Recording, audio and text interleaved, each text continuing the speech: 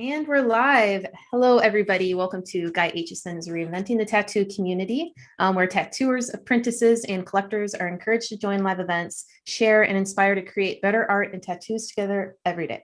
You may be being in from YouTube, Facebook, or listening to the podcast here in the community. You can always get the latest event schedule and notifications at the RIT community.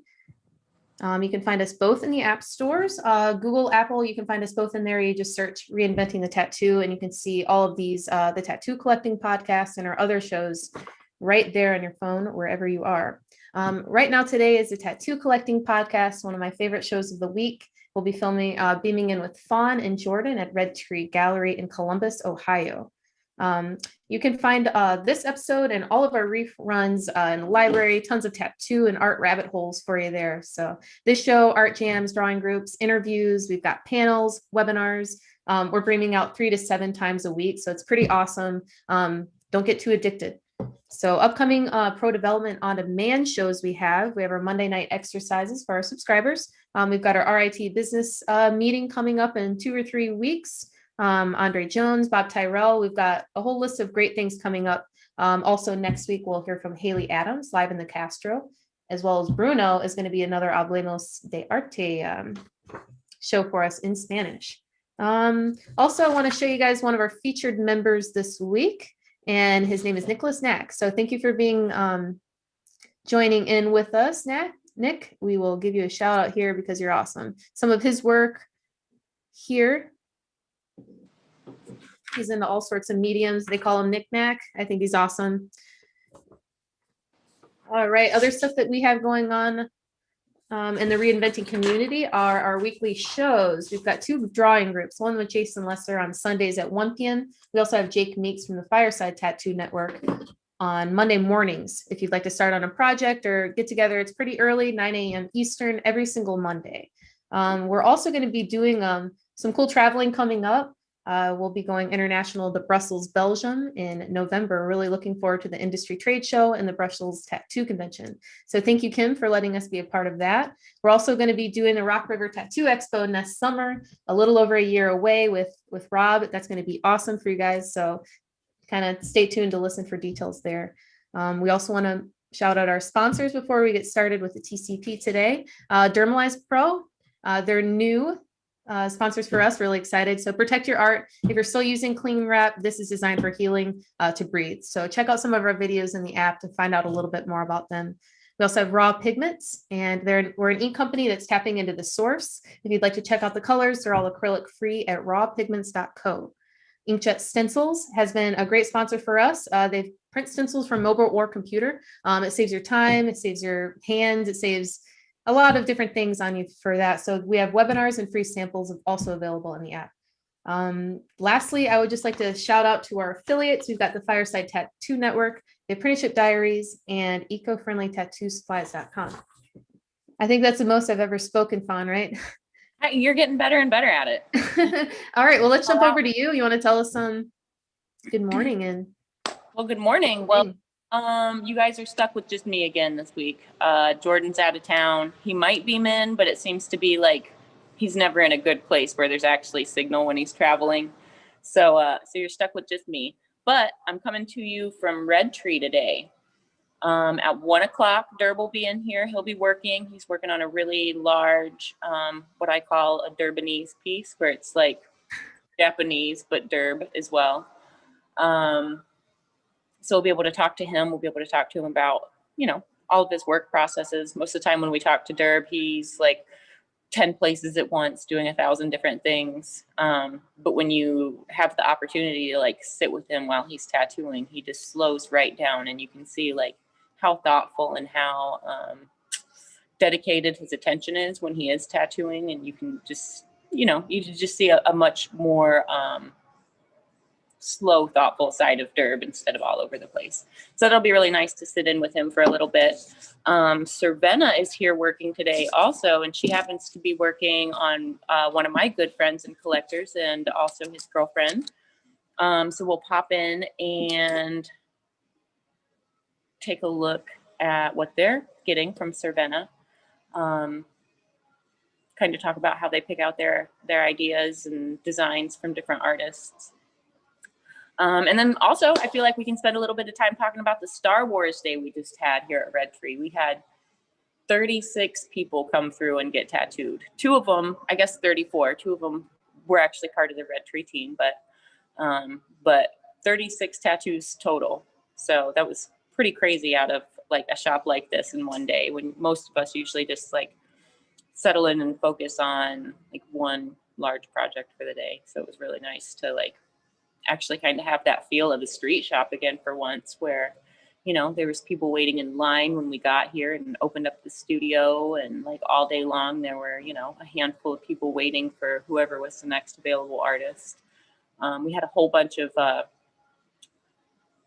so Derb, if you don't know, is an incredible Star Wars nerd. So over the years, he's been collecting Star Wars Flash, like not like his original Flash that he's drawn, but he's also collected original Star Wars Flash from artists all over the country. So we've got a pretty solid selection of Star Wars Flash for when we do these Star Wars days. They brought all of his costumes in, and there were some photo ops with everybody dressed up as stormtroopers and Kylo Ren and Darth Vader. So if you have a moment, you'll have to jump on Instagram and see all the Red Tree shenanigans from Star Wars Day.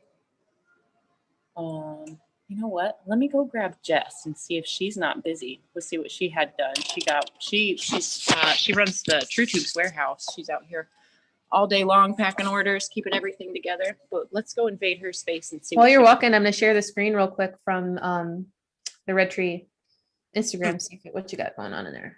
Grab my mask too in case I go into the shop. Cool. Here's some of them from the 4th. Yeah, and not, like most of us don't even do traditional style work, so it was really nice.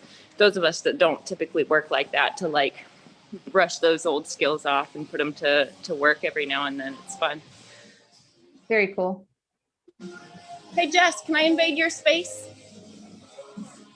Can you turn your music down a little bit?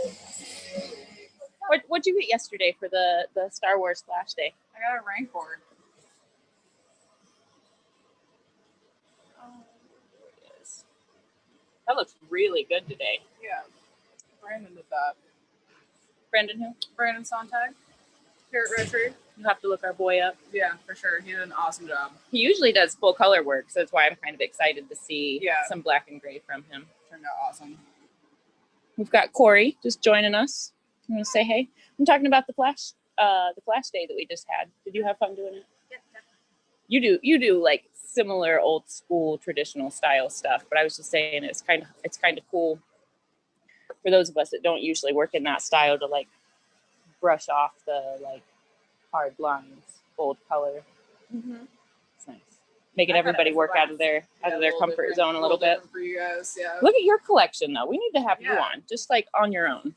Okay, so another Star Wars one from Nathan Marty. He's the one that actually designed that whole sheet that I have those from. That's from 2 years ago, right?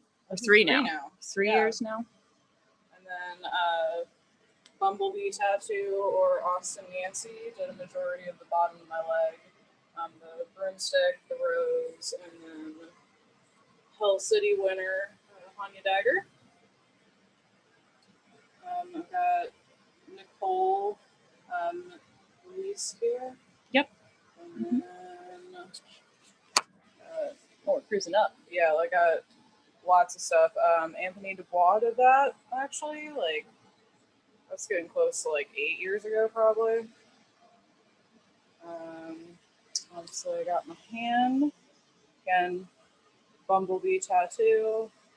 Austin Nancy, same thing for that Mamma Jamma, for Beetle. Got Nathan Godfrey, goes by the Holy Goat, I think. And then Madago by Troy Mort from Sacred Hand years and years ago. Girl, I forget how much work you really have. Yeah. We come to work with clothes on so much. We forget it's been, like cold for how so much. long. And then it's like, summer, hi. Look at all the color. Look at Yeah, all the whole different color. person. So What yeah. all do you have on this arm? This is Nathan Marty again. He's working on a color Rare sleeve color work. for me. Yeah, he's awesome. He's a super nice person for doing that. We've for got me. Nathan scheduled as a guest in a few weeks. Awesome.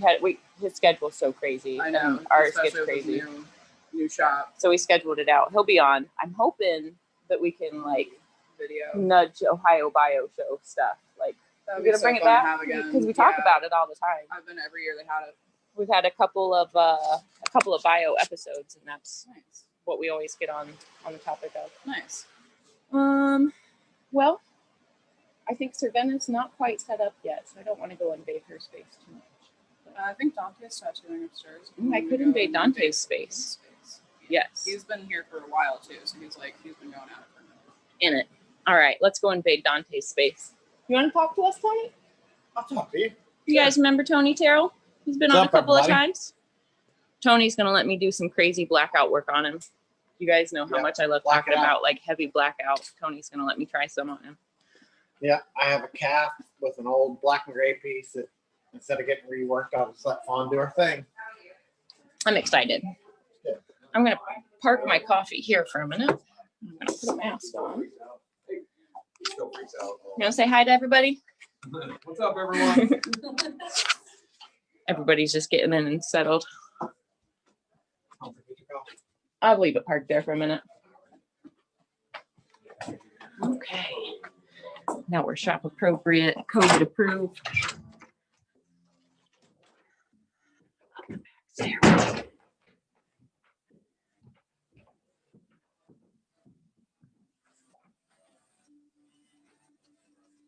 Oh, hey.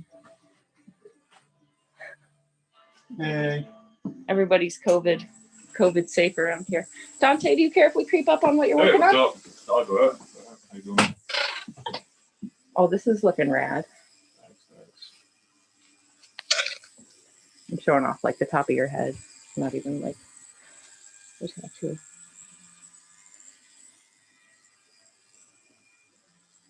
How long have you guys been at it today? Started at 10, like 9:40. Start So right we in have on that the elbow lines. early. Right? Yeah, early start. So we got the lines of these when started. Mhm. He's the one that has the angel. Oh, I remember this one.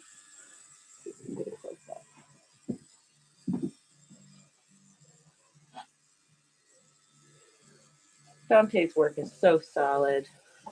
Thanks. Adding to it, prop up the half sleeve. Mm-hmm. Then it's gonna be a Virgin statue, Virgin Mary statue up there.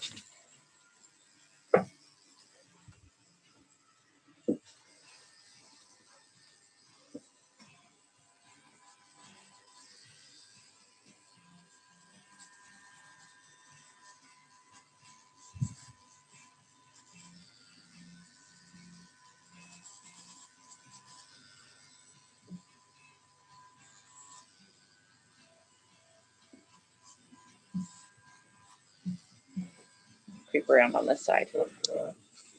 I'm super good at invading everybody's space when we're here.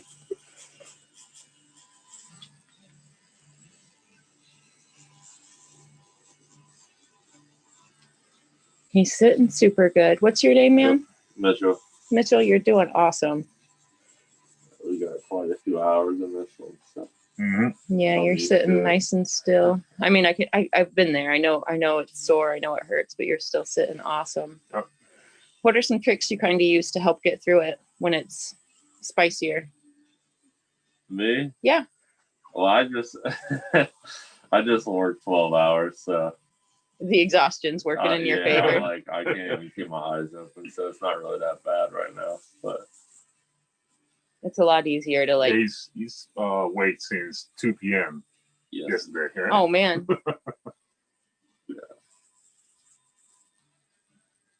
No, the first time you were fresh, you still did really good. Didn't move at all. I don't remember how. I don't even know. Was that 7 hours or 8 hours? Yeah, put 8 hours in that one. Huh? Didn't move at all. So Therb's going to be working today too. yeah, nice. It'd be kind of.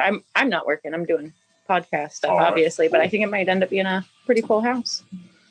Oh, nice. You got like 2 more hours on this one. So you gotta go to sleep, you know. Nah, we don't need no sleep. I Nah. don't sleep.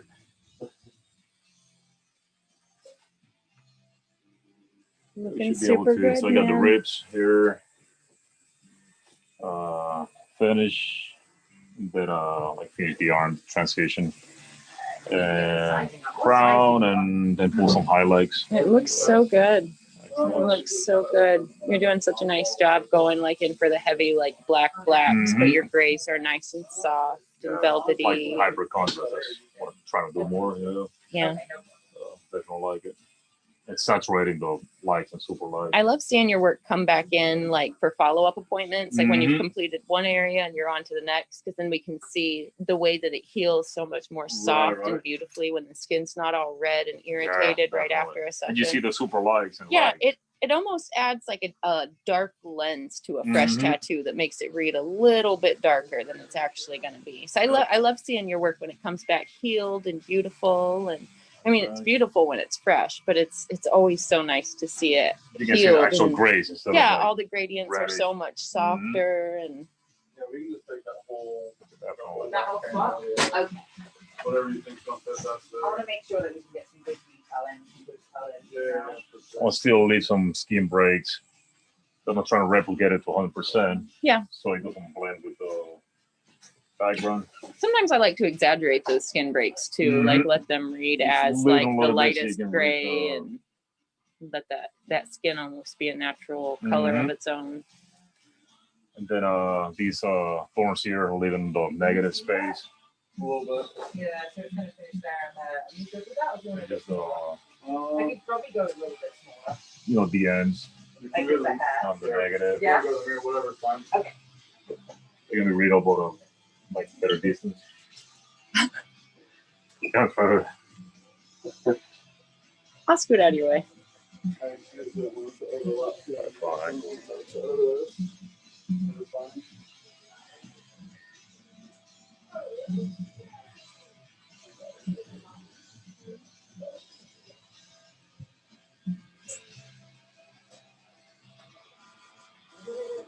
Which Mary are you guys doing on the upper part? Are you doing Michelangelo's Pietà? No, it's actually either That's beautiful. this one or this one. Yeah, both of those would be great. So I love the lace in the other one. That's what I'm trying to like think if I use the face, but then that lace all is these beautiful. texture, yeah, I like it, and then these sun in the background, Of course I do. Looks rad. so like up there and then fading to the skin. Yeah, that'll be a great way to like cap the shoulder as well. Very interesting. It's almost like an Art Nouveau touch. Right. So I like using it, the man. realistic references, but like blending them. Yep. Yeah, you've got a lot of pieces here lately where you've got a lot of like morphs going on where one scene just morphs right into the next. This one, it's almost like the story is wrapping from top to bottom. Yeah. It's nice. You know, and at the same time, like, Very nice, sir. I say it's been we had the lines of this one already, so you can see kind of like mapped out. But today we're doing saturation. Getting the finish. How'd you guys approach this? Like, what was your consultation like the first time you sat down and discussed ideas for this? It was more like a religious leaf. That was the concept, right? Yeah. And then we sat together and went through like different things, you know, and what do you like, and didn't have any references at first, Not right? really. I mean, not really. I mean, it's just not really. We kind of sat and so I collect or gather a lot of references, and we sat and he chose the angel, right?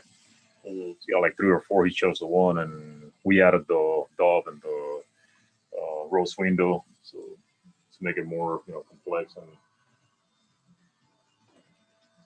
more complete. Now, did you guys plan out the whole sleeve, or did you like commit to like the inner arm and then Kind jump of, to the next? Yeah, that was the first part, and then we talked about like Jesus, not exactly, you know, having any idea which one will be. Mhm. And then Mary, that's kind of what we talked on the first session. So we started going from there. So I work a little bit more organic, not always have a like full plan drawn. So we just go as we go. We add, and that first session, of course, we chose and kind of like plan out how it's gonna be the rest.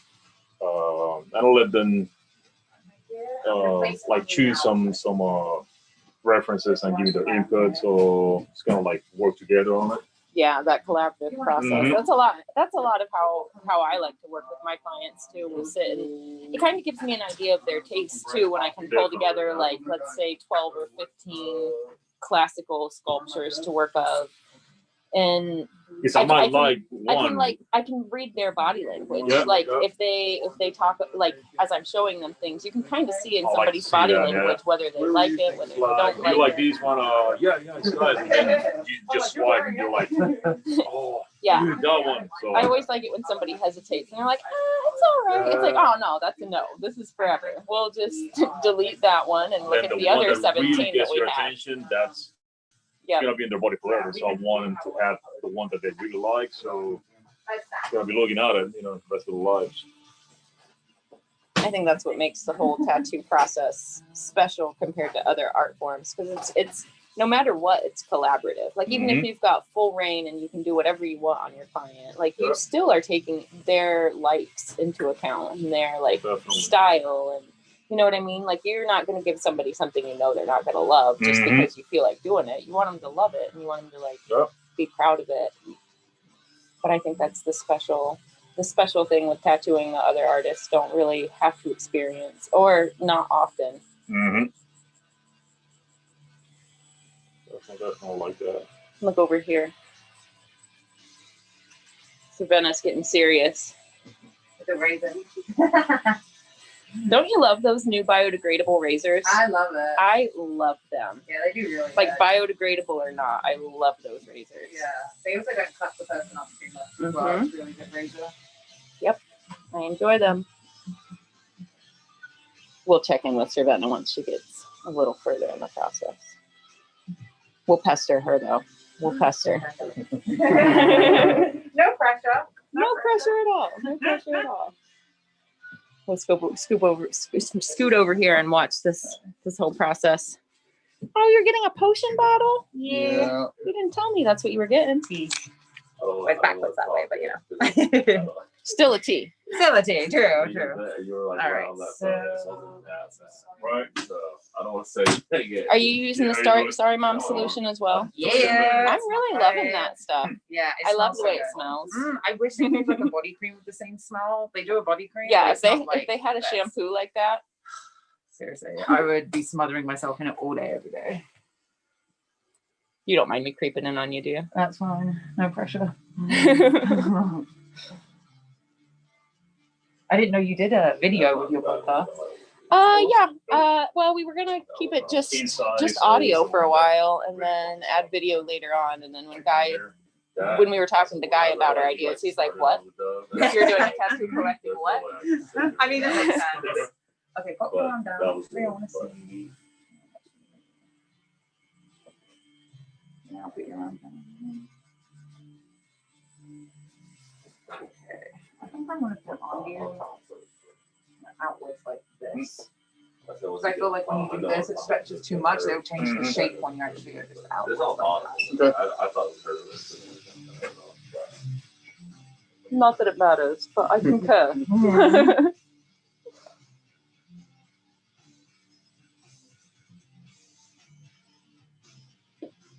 So Frazier, who did this other tattoo on Sam, has recently started tattooing again. I'm really excited. Oh, really? Yes. Yeah.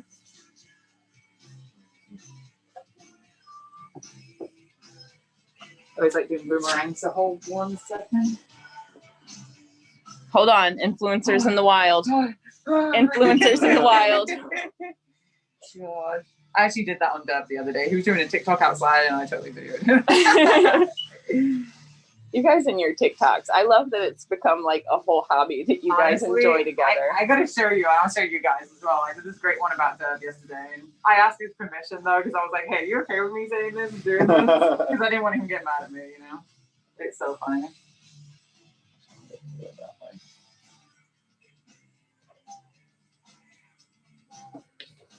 Came out cute. Okay, do you want to check it in the mirror and let me know your thoughts? Yeah, that'll be work. That'll work. Hell yeah. Well, I like to keep that on for a good 20 minutes before we start. So, welcome to the relax. Just be careful not to rub it down, because then it will take the transfer off. Yeah. All right, I'm going to tell you this. You're going to die.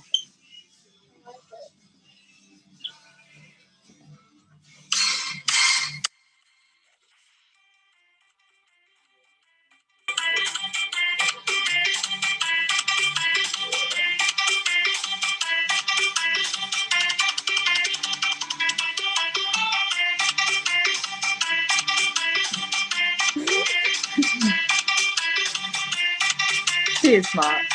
Now the attitude. I mean, wait for it. Dramatic.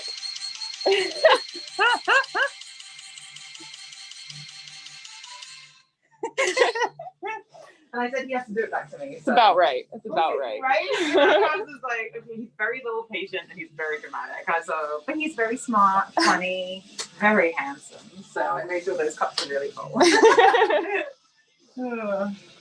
Let's creep back over here to Dante.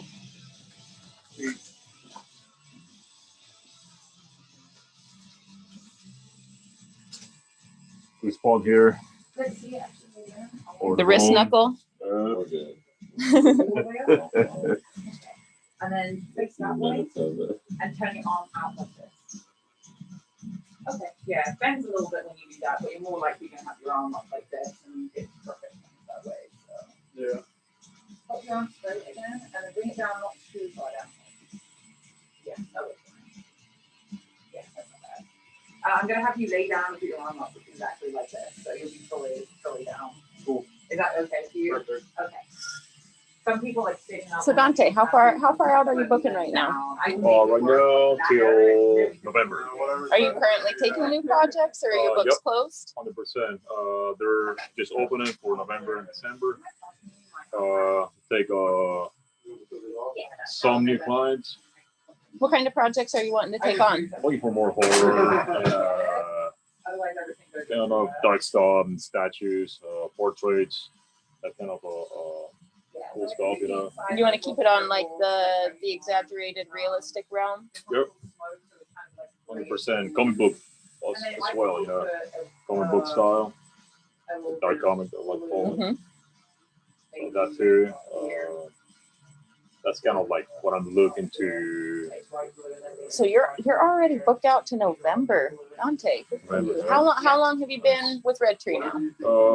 It's gonna be a year in July 7th. That's excellent. So to be totally new to the area, Mm-hmm. and you're already booked out 6 months. Kind of. Yeah, that's Huge excellent, blessing, man. So where'd you come from before Red Tree? Pennsylvania. Where And Puerto Rico before, you know. in then Puerto Rico. Pennsylvania, yeah. So I was used to go spend like 5 to 6 months in New Jersey as a seasonal guest spot, then go back to Pennsylvania or Puerto Rico. So now I'm staying like home shop and just doing eventually conventions and then going back here, you know. So like established here, you know. Still travel, but only for conventions.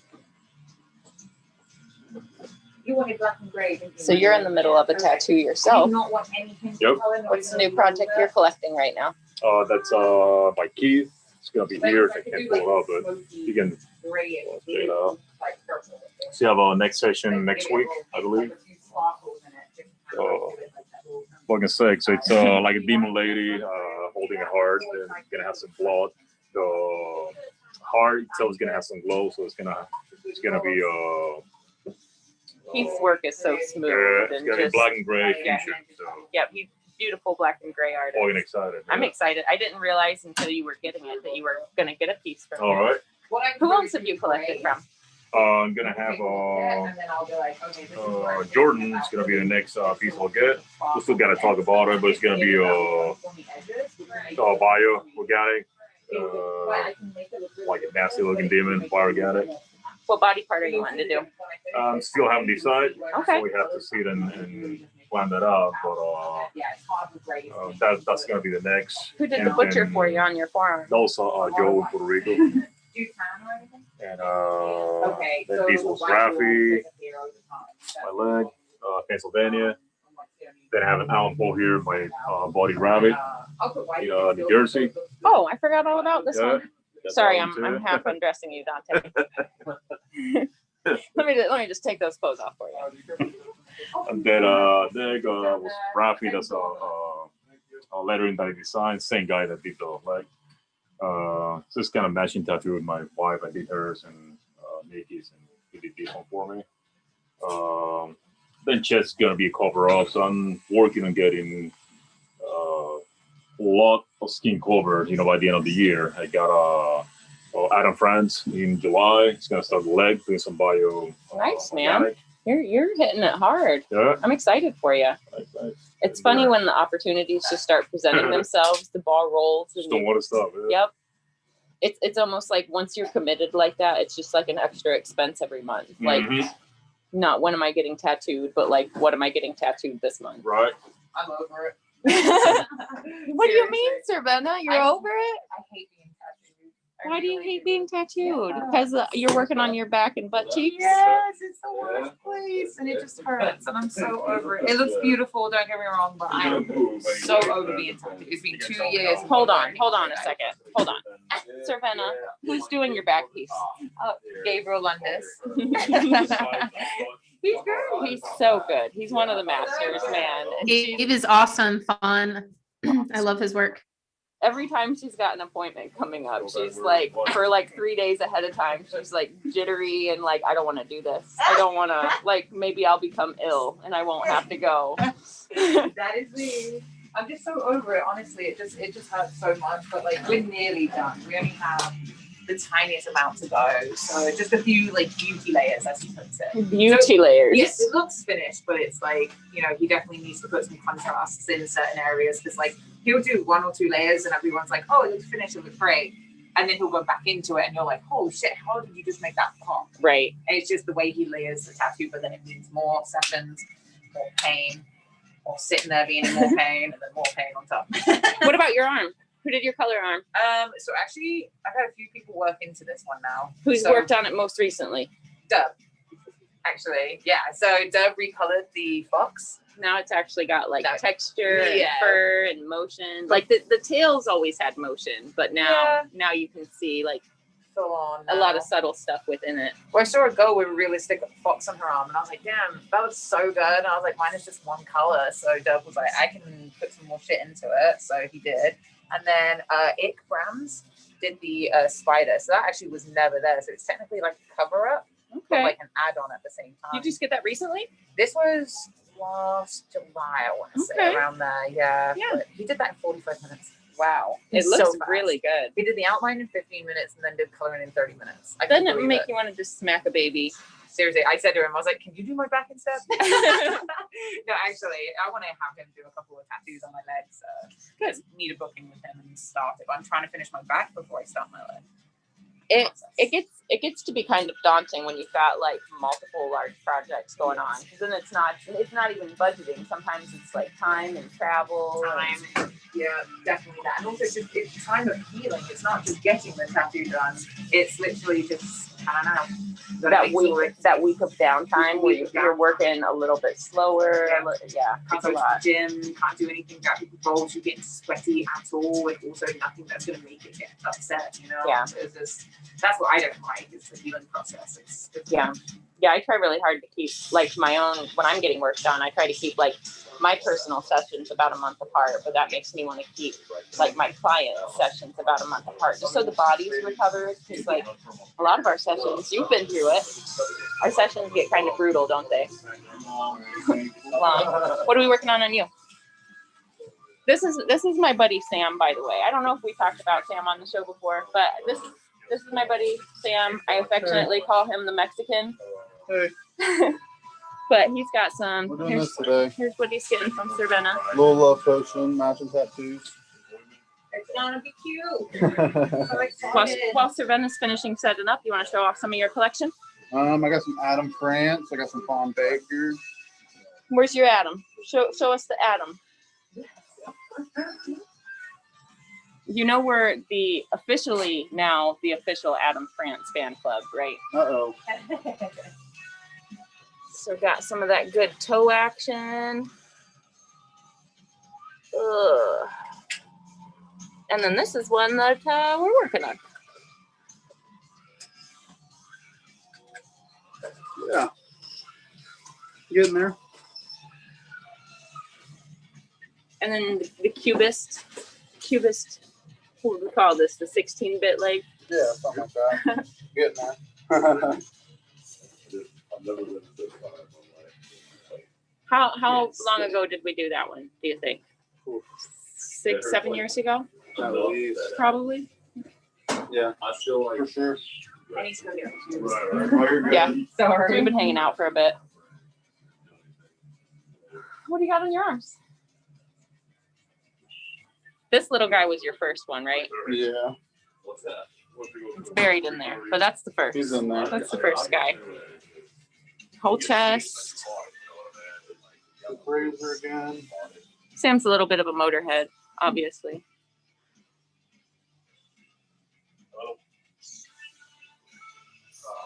And Vaughn had done the chest. Are you going to take your shirt off for us?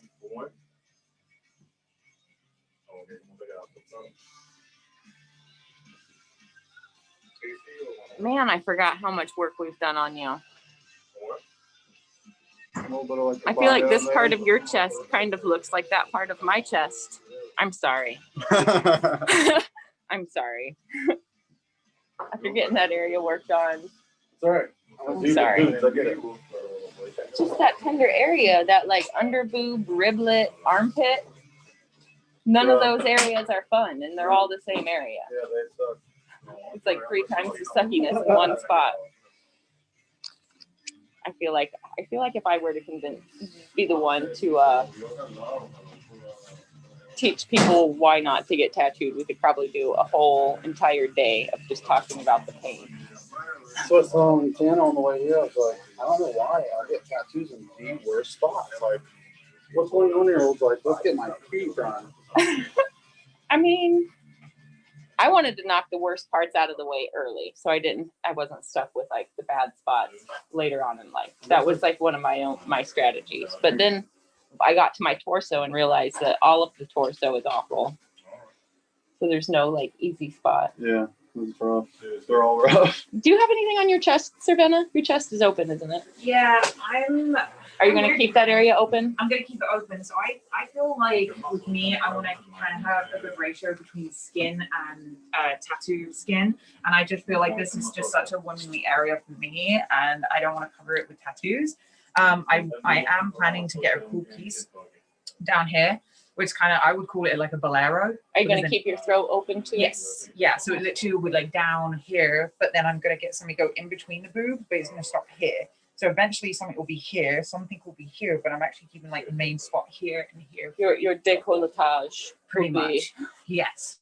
But I'm not gonna say forever. For now, I might get to the age of like 60 and be like, fuck it, let's like do it. deck this shit out and then do it. So I don't mean forever, but it's just same with my hands. I don't have any intention of tattooing my hands. None of them?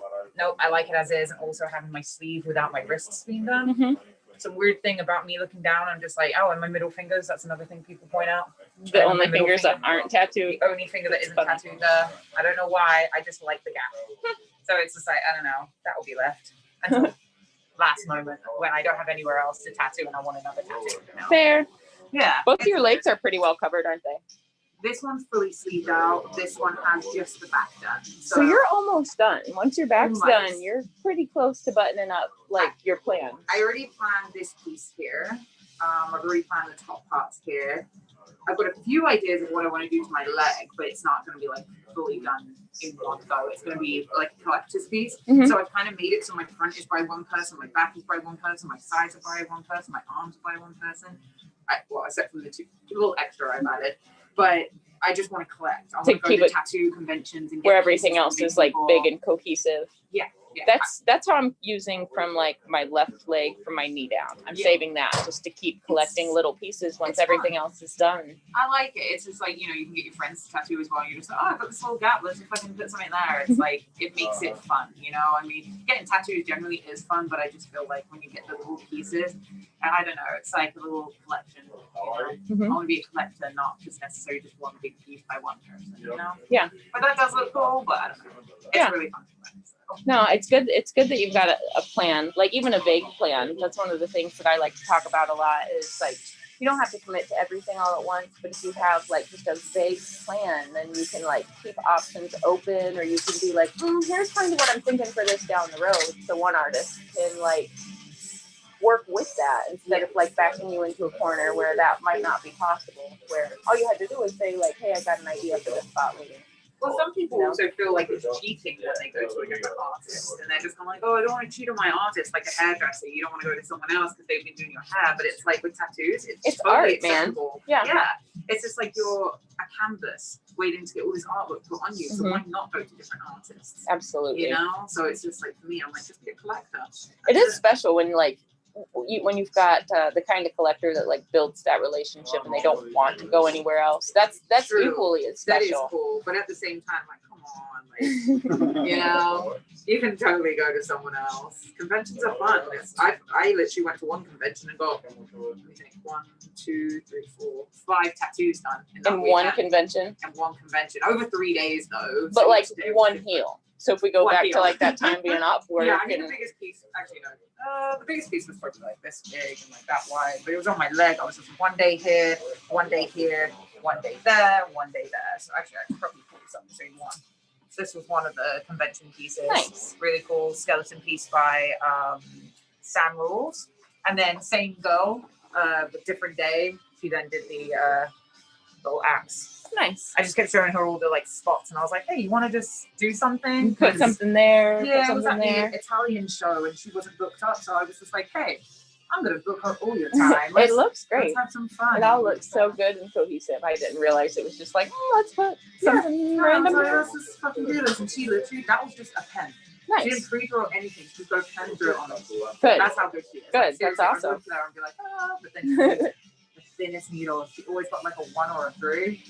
I freaking hate that. Like, she always had the. To me, I'll have the needle hanging out like this much, like barely. She has it hanging like this much, and she was just like, all right, let's do this. And I'm just like, oh God. Yeah. But she's great, and she's super fast as well. I love and respect her. Good deal. Let's creep over here. Are you guys just wrapping up? No, yeah. Taking a break? Only go like 1 more hour. Oh, it's looking so good. Those like riblets and armpit that you've been working on. Mm-hmm. Yeah, we got the arm finish and chest. Okay, let's get a good view of this one. That rose window healed in there and settled so nicely, Dante. Nice job with that. How'd you go over that one like a couple times, haven't you? You go over that one Twice, yeah. It's kind of cool, like to see what's possible when you have the patience to just work it little by little, you know, rather than going in and maybe oversaturating areas, to just build it up little by little. Because that's how we would build a painting, or that's how we would build a charcoal drawing. Mm-hmm. Exactly. Is the design so you can add more, don't take, you know. Right. Yep. You can always make it darker, so but you can't take it away. Going from these transitions, so you're gonna make it, you know, smooth transition, you know, from this black all the way till here. Mm-hmm. Same here, so I'm gonna go a little bit of shading on those. Super good, guys. Get there. No. This is just in one room, all this action, guys. Yeah, so much more to travel. These ones you want to change it again. I'm gonna take a walk through and see who else is here. Maybe I'll grab Tony and see if he wants to talk to us for a little bit. Okay.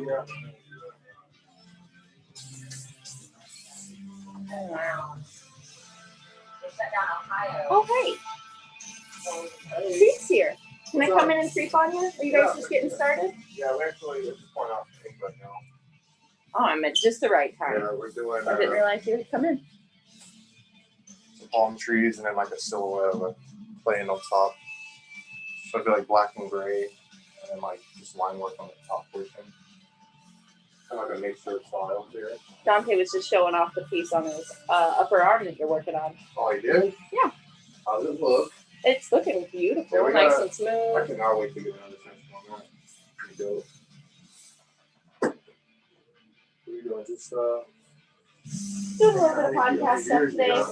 I was supposed to have a guest and was unable to get in contact with him. So I was like, I'm just coming to the shop and talking to everybody today. hello, everyone. So last time we were at the shop, we didn't make it back around to Keith's room to show off his artwork. So he's got some nice pieces in here. He needs more. I know. He needs more artwork in here. No, his room looks super clean and high tech. If we like look through the window, mine's like clutter of the opposite. Do you think this is just gonna be a one session piece Oh, today? for sure. Yeah, I'm stoked about that. One and done. Keeping it all black and gray? Yep. There's like solid black down here, and as it gets higher up, start incorporating like the lighter tones, and then I feel like all like this it's line work. fluffy now. Yeah, it's like hard to see. It doesn't pick up like when this light is on. It's like it doesn't so pick the bright it tattoo up, over yeah. exposes. Well, I'll creep back in on you as you get going. All right.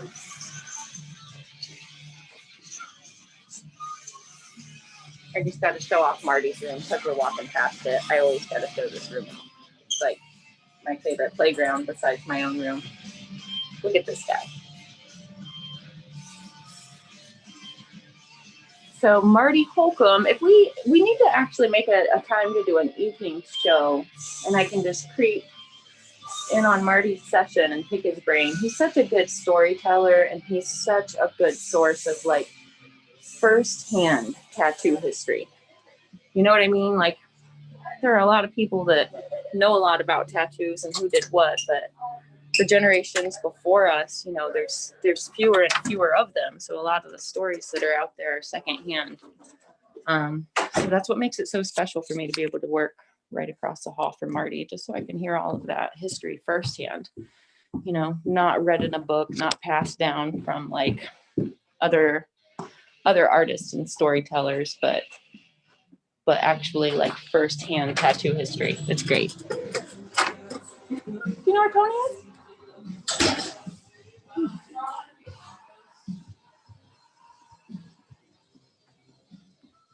We're back out in the warehouse. Red Tree's like a maze, but once you know your way around, it's pretty fun. It's like a double figure 8.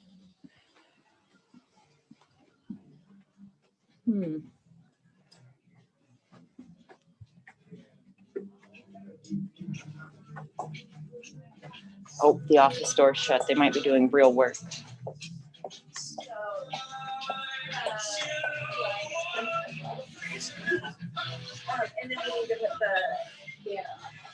Can I intrude your space for a little bit? What are you guys working on today? I wasn't ready. Well, I can always come back. Keith's just getting started too. We're doing an EGA, Eco Globe, An anchor. an Mhm. anchor. Nice. Where are you guys going to put it? Worm. Nice. Big? Little? Like Appropriate.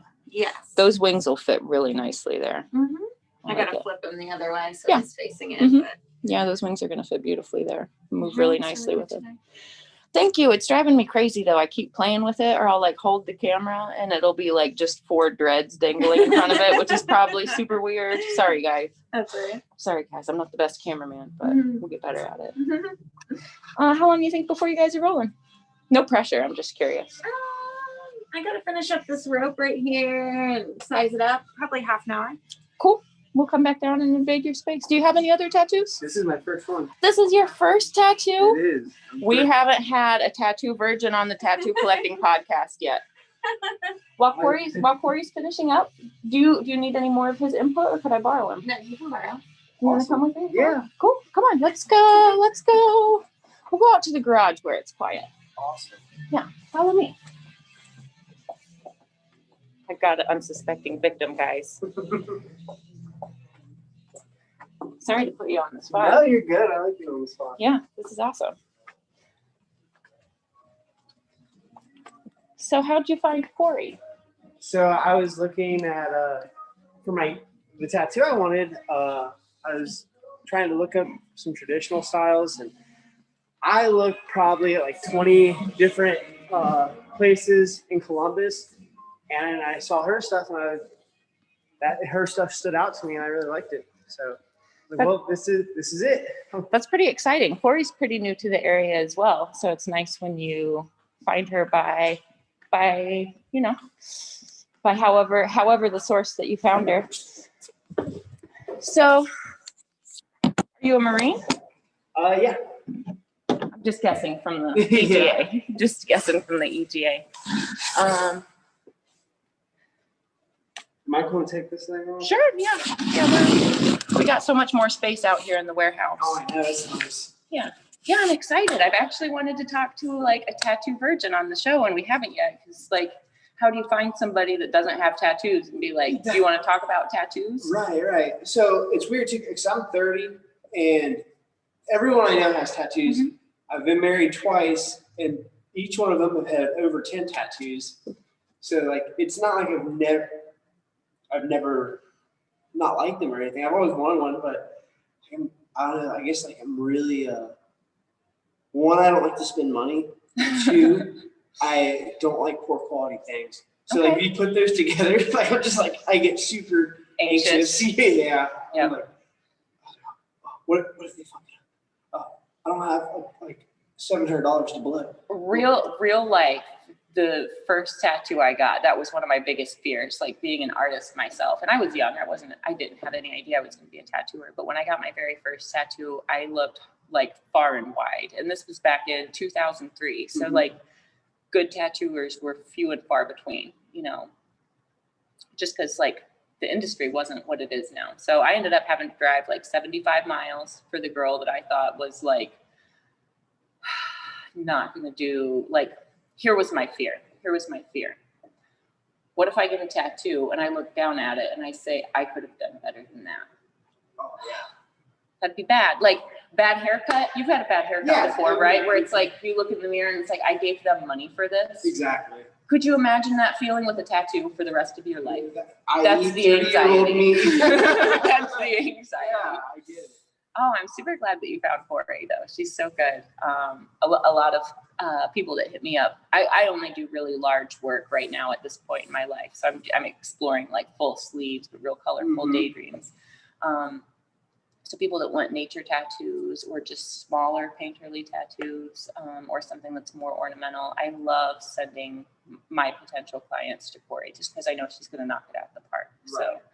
So you found a rad artist. So I hope your anxiety is going away. No, well, that was weird too, because I woke up today and like it got pushed out a little further because we had a consultation like a month ago.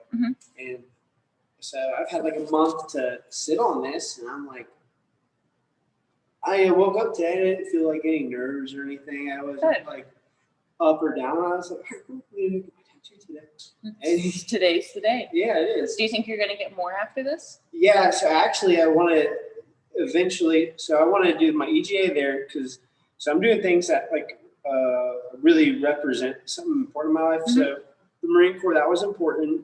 And then on this side. Are you still active? Nope. I got out last June. Thanks for your service, man. Thank you. On this side, I want to get, it's traditional, but it's two guys doing jujitsu. A guy has another guy in an arm bar, and then it's got like the olive branches around it. Nice. Enclosed. And then for fillers, I want to do three pocket watches, and I'm going to have them set to the days my kids were born. Nice. I like that, like, you don't have any tattoos, but you've already got a plan, or at least like a plan for at least your arm. Yeah. You know what I mean? I think that's a really important. I was just talking about it upstairs before I invaded your guys' space. How important it is. Like, you don't have to commit to everything all at once, but just have like an overall idea for like the arrangement of your body and the arrangement of where tattoos will and won't be, or, you know, and it sounds like you're doing a really good job already. Like, Yeah. sometimes one of my favorite things to tell people is it's not a race when it comes to collecting tattoos or doing tattoos. It's not a race.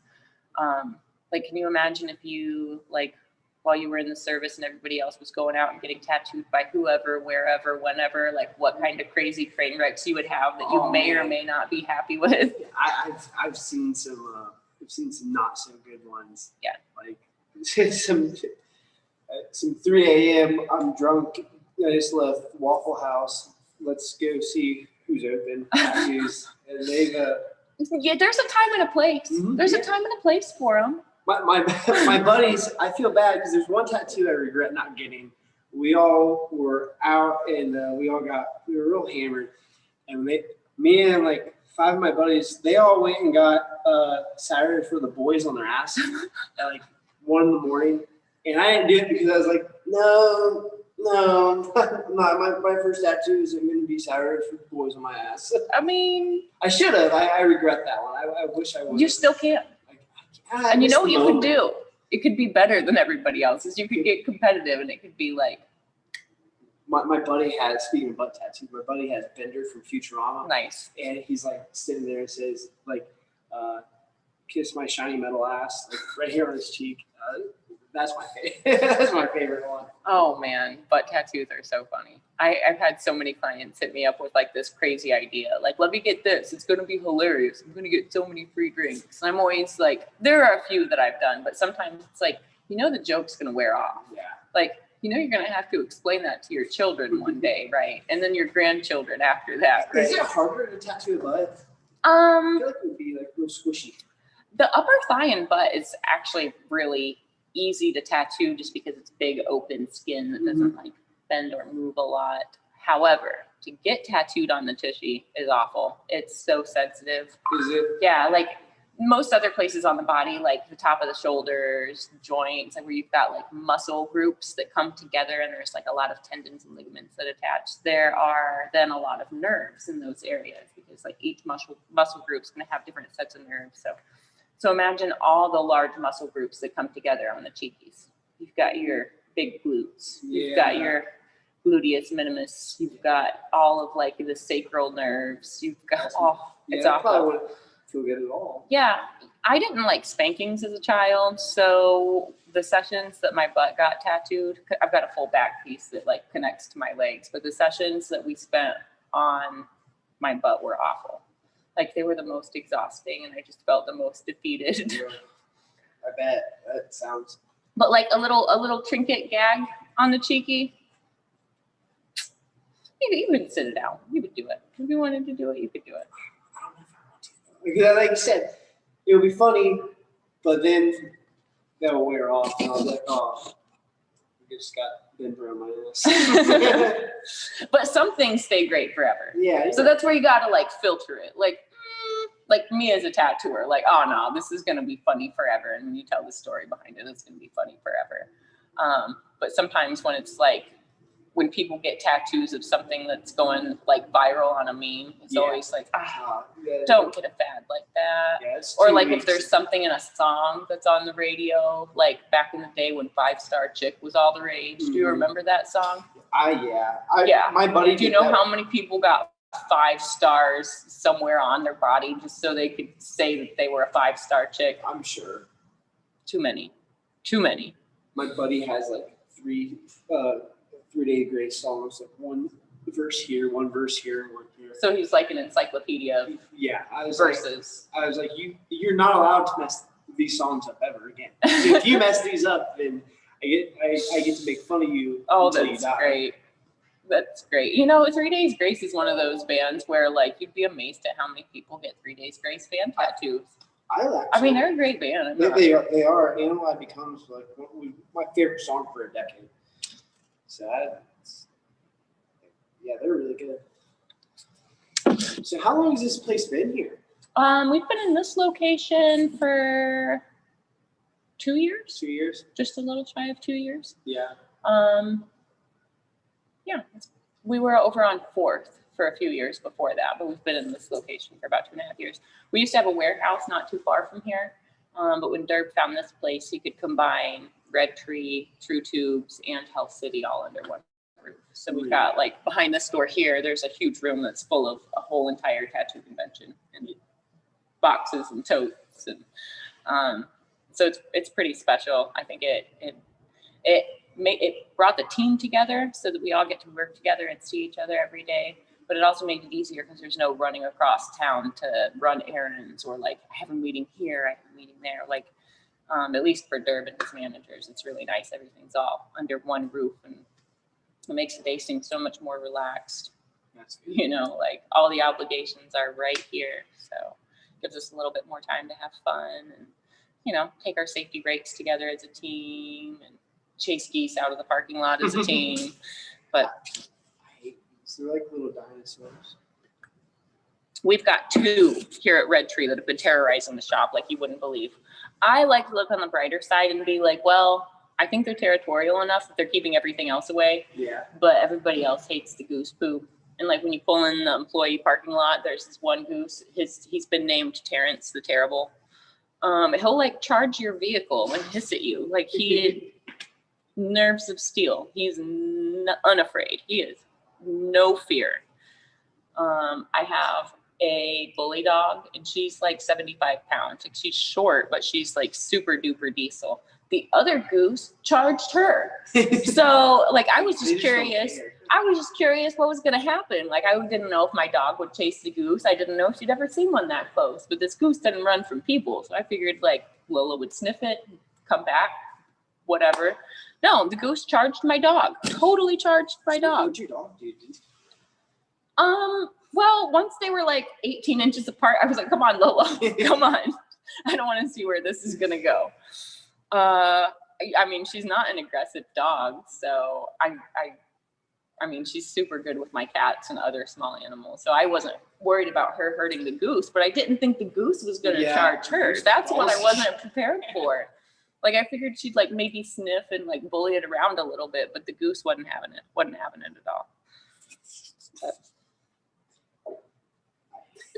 I hate that. That was my first traumatic memory. A goose? As a child, a goose. I went to the zoo when I was 4, and a goose just started hissing at me, and, like right in my face. So you're saying you're not going to get a goose tattoo anytime soon? Never a goose. Actually, I can't believe you actually got like hissed and pecked by a goose. It was like 4, and it just walking at the zoo to death, and then being all stupid, and then just and I freaked out. At least they've got you dropped your mask down there. At least they've got nice round bills though, so they're not gonna like. Yeah. I mean, I'm sure it still hurts for a little kid, and it's scary. A goose isn't a little bird. No, he's big old flopping around. Oh, that's awesome. Let's run in and see if Corey's ready for us. What do you think? Oh, yeah, let's do it. All right, guys, walking back into the studio. We've got all of our music instruments out here. We make all the noises. I'm not a very good musician. I'm really good at spending money on music instruments, but not really good at playing them. But the good thing is we've got a few people here that know how to play them. And sometimes the opportunity presents itself and we have accidental, impromptu jam sessions. There we go.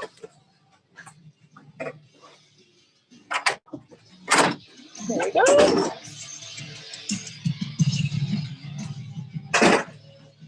What up? We're back. Are you ready for us? So let me see. He said he wants to change it from an eagle to a goose. No. Let's not do that today. Let's do this one. I think that fits nicely. What do you think? I think so too. Do you like this font? I do. Is everything spelled right? No. No. Okay. Good catch. Okay.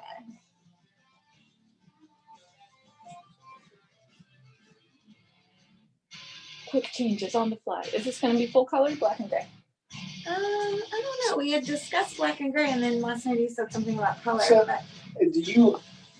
I'm going to take your advice because you're the expert at this. What do you think it would look better with some color in there? Do you think it'd make it pop, or do you think black and gray is going to be the way to go? I don't know. I was gonna discuss it with you and see what you thought.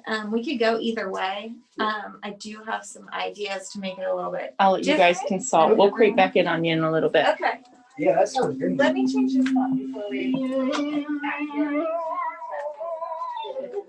Wandering back through the red tree.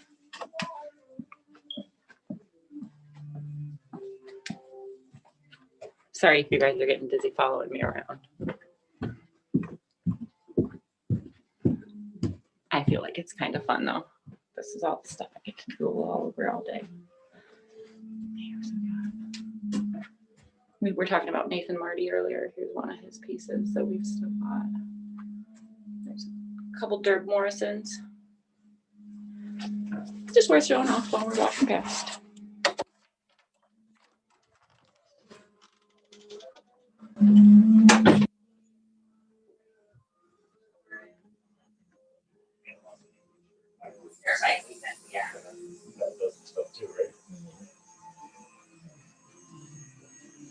Do I bother you creeping in on you like this? No, not at all.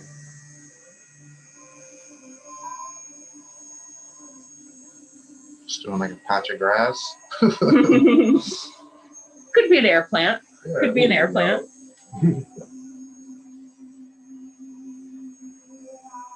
So I was talking about the Star Wars Day earlier. Yeah, that was a lot of fun. How many Star Wars tattoos did you do? I did 2 of them. What ones did you do? I did a stormtrooper helmet, but then it was like cracked and broken, exposing like a zombie skull. And then the other one was like a, I don't know if I'm gonna say this right. It's okay. I'm gonna offend some people. I know it. Keith and I are not, we're the non-Star Wars nerds of Red Tree. Like everybody else is like about it. Okay, so I know it's the Empire symbol. Okay. And then I don't know what the other one's called. But it was like a good and bad. Good. Wait. You did a couple symbols. Something like You that. did the dark side. Maybe somebody will chime in and go, yeah, get it right, man. Couple symbols, like good and bad, I guess, of the 2 sides. So those were fun. What is it? The Empire and the Resistance? Yes, that's it. You got it. It took me a while, but I got okay. it. I got it. Nice. Yeah, that's what it was. So they were nice tattoos to kind of get away from my normal style of tattooing. What's it like actually having like since we're all by appointment only here at Red Tree, what was it like coming in and actually having people like waiting in line and not It was a knowing what nice your next change up for project was sure. going to be? It was a nice change up for sure. It brought back a lot of memories of like working in a high traffic street shop. So that was a lot of fun. We've been kind of like talking about what our next walk-in day should be as a studio. I really like the idea of doing like a Harry Potter. Ooh, yeah, a Harry Potter day. I'm not even a Harry Potter fan. I'm not saying. Okay, Fantastic Beasts, Fantastic Beasts, and Where to Find Them is totally my jam. Yeah. I feel like when Harry Potter got big, I was already a little bit old for it. Like both of my sisters are super into it. I've seen them all. They're all good, but like they're just like any other kids movie, or like they weren't like super life-changing for me. Right. But like the direction of where Fantastic Beasts runs is way more like where my imagination runs, rather than like wizardry and things like that, like a whole magical realm that other people don't see right there in plain sight. That's way more my speed than, casting spells and casting spells. Yeah. Like the magic happens in my imagination, but it's not quite the same. Right. Yeah, the Harry Potter, I'm more into Harry Potter than I am Star Wars. I think the reason why maybe I started off with like the shittiest Star Wars movie, Episode 1 is what I heard that's the worst one out of all of them. So it didn't sit well with me. So Harry Potter it is. Lord of the Rings. You see that one sleeve that I've been working on for the last several months? Half of it's Lord of the Rings, half of it's Harry Potter. Oh yeah, okay. So we could just do like a literary themed walk-in day, where it would be like, there's There is a whole convention. I hope it comes back. I wasn't able to attend it yet. I had been planning on going. It's called Literary Ink. And that's the theme of the whole convention is like Harry Potter. Oh, hell yeah, that'd be dope. Where's that normally held?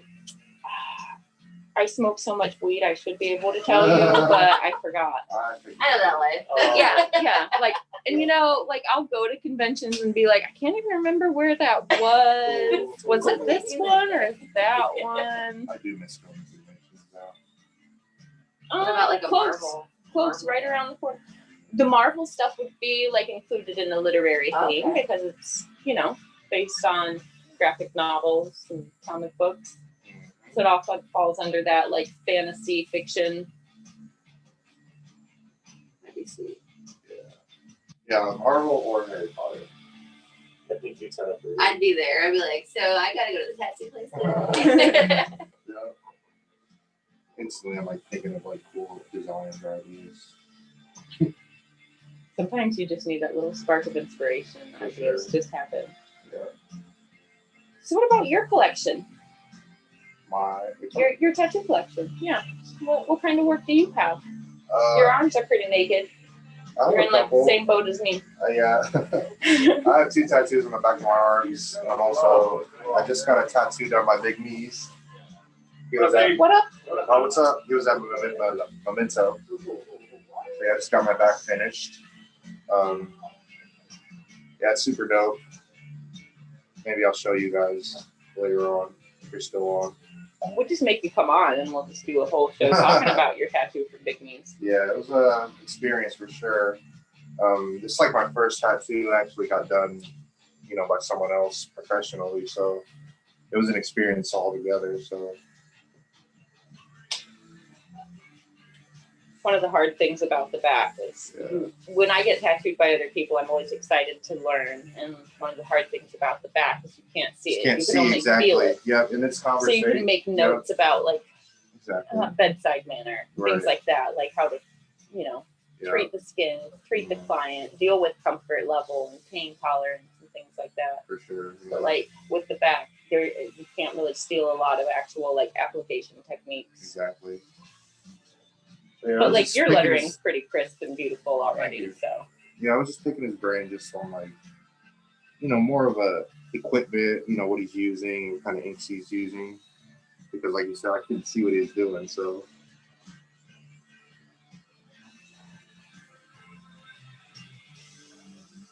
Yeah, I recently started using this Fusion 23. I'm liking it. Fawn's like trying to point me in the direction of using Kirasumi. I'm just saying, give all the old school stuff a try. Oh, for sure. I'm definitely down to try it out. The only thing about this, like, sometimes you cast shadows. Now, I haven't tried the Formula 23, but from what I hear, it's going to be super similar. Yeah. So. I mean, it's a thinner based ink, so it performs kind of like Kirasumi, I'm assuming. This is how it goes in the skin, or just how it flows.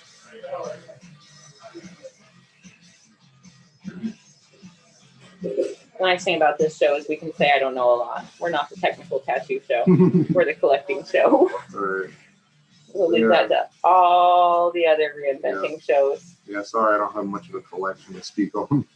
Like you and Jordan. No, and Corey's working else. on somebody downstairs. She's starting his very first tattoo. He's 30. Oh, and he's jumping into his first tattoo. So I got to steal him away for a few minutes. We haven't gotten to talk to a tattoo virgin. Are you a tattoo virgin? I am. Yes. 2 in one day? Yeah.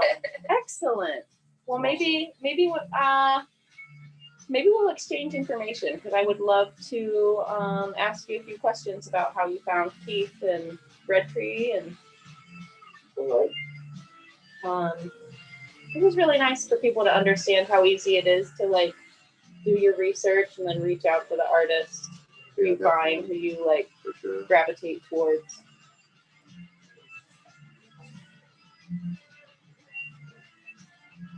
How you like using this like dentist office style light? Are you loving it? I do. At first, I didn't like it just because like the tone. It's more of a warmer tone compared to like a ring light. Mm-hmm. So the skin actually looks a little different. But then just like the not having like a light hovering over you or like a stand or something. The freedom is, I do like that more. Having a wireless machine, like a cordless light, it's like very freeing. Nothing to trip over. Exactly. So I mean, just took like a couple days to get used to it, but I do like it more than like a ring light. There's always some pros and cons anytime we try anything new. Exactly. And it's like, is it worth it to make the adjustment, or should I just go back to the way I was doing it before? Yeah, for the price, I'm like, well, I'm definitely not going to just not use it. So yeah, I'm kind of stuck with it at this point. I think you should put a clamp on it and start taking time-lapse videos. Yeah. I think that'd be a great idea. I'll show you what we're talking about. You've got this, like, I think it'll definitely support the weight for sure. It's got like springs and like it's super stiff. You gotta like put a little bit of muscle to kind of get it to where you want it. Yeah, I just really like sharing time lapses. I feel like it gives a little bit of transparency to like how I do things, and maybe a little bit of what to expect before we even have a consultation or anything. Right. All right. Well, I'm gonna go creep in on Dirk. I think yeah. he just came through and is setting up, but I'm gonna creep back in here. Are you guys cool with me popping in and jabbing? Yeah, definitely. Awesome. Maybe I'll pick your brain a little bit. What's your name, client? What's your name? Tom? Yep. All right, Tom. I'll come back and probably ask you a few more questions. Okay. Your pants. Yeah. Look at these pants. Thank you. He's not here in Columbus. Maybe he beats it like. I don't know. Maybe you should say hi. Yeah. What's up, down? Heck yeah. You want to say hey, Derb? Hello. What's up, everyone? Setting up here. We're getting ready to work on this 3/4 sleeve on Tommy. So we've been working on this for quite a while on him now. A lot of it's still outlined. But we managed, we got one flower colored. Today we're going to color back there. And this was your first tattoo also, correct? No? Okay. First big tattoo. First big tattoo. You think of the Japanese back piece that I did? That was that guy's first tattoo. Yep. Yeah. We just got 2 other tattoo virgins in the building right now getting tattooed. Oh, really? Yeah. Nice. Yep. I talked to Corey's client, his first one. We talked for a little bit out in the garage, and then Keith's working on a virgin as well. Tattoo virgin. Oh, yep. shit. So good. Today's the day.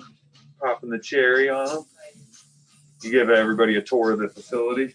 Oh yeah. Well, we did that a few weeks ago, but I popped into the rooms that we didn't make it to when we did the whole grand tour. I think it was really just Keith's room and my room, but yeah, spent a lot of time in my room. It's a big facility for sure. Setting up on the new True Tray. Right now.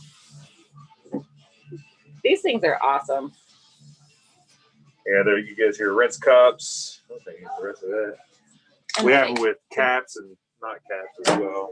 But the cleanup factor, super easy on the cleanup. Yeah, real easy on the cleanup.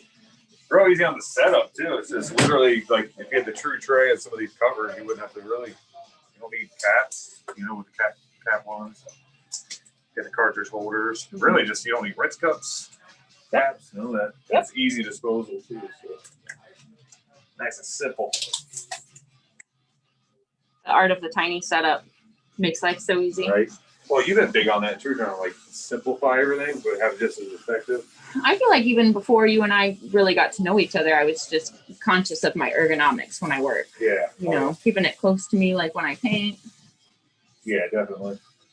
Well, I learned over the years too, like from my spine issues came from everything kind of far away, and twisting and stuff like that. So a lot of this stuff's real convenient. I now work off of like the little table so I don't have to twist. So yeah, a lot more conveniences now than I wish I would have had 30 years ago. We got Jules over here. Jules is my manager, everyone. She's the Hell City and the Red Tree studio manager here, so she does a hell of a job. And even when I'm up here tattooing, she comes up here with her laptop and sits and works with us, which is awesome.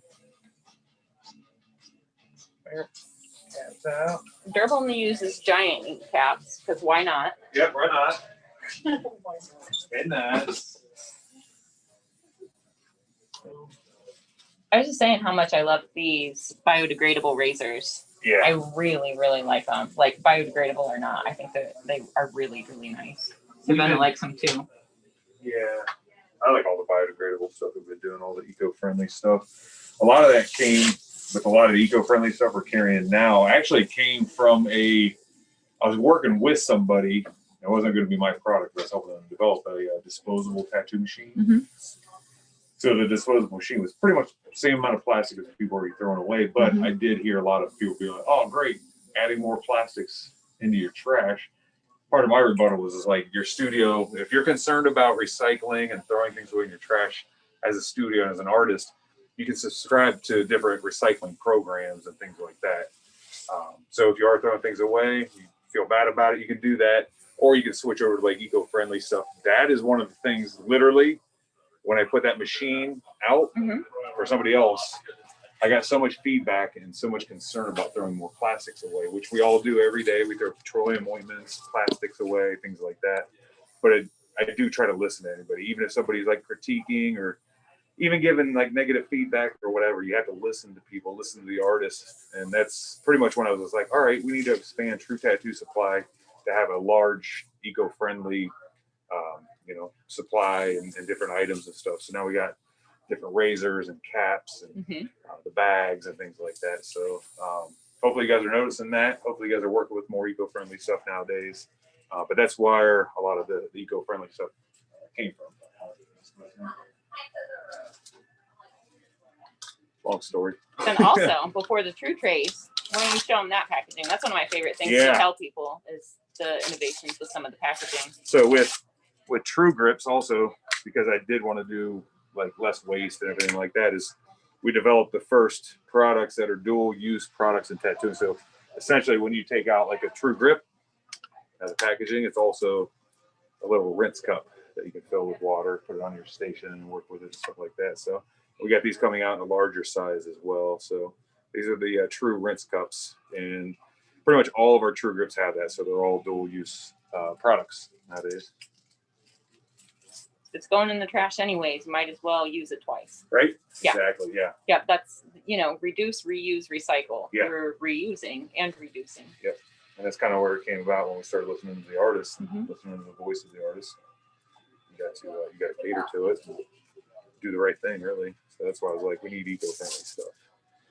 There's some things you can't really your memory avoid. foam grips have always been eco-friendly too. Yeah, yep. They're developed with it's a memory foam that doesn't use the typical gases. So I know, a lot of memory foam. Are the other ones on the market eco-friendly? Do you know? It depends on their manufacturing process with the memory foam. But yours are all eco-friendly and they're going to break down and biodegrade appropriately. Yeah, and they're not made with the gases too. So they're not containing gases that a lot of memory foam beds and stuff have. Okay. As well, that's the big part about them is the gases that memory foam's made with.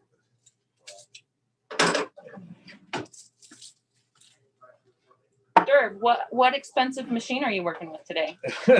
The inexpensive machine. The inexpensive machine. Yeah. It's just a little mast.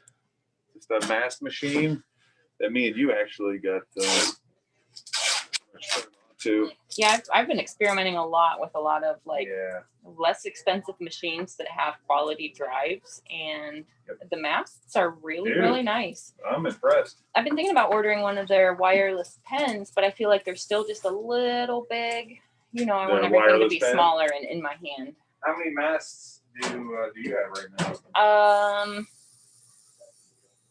I think 5.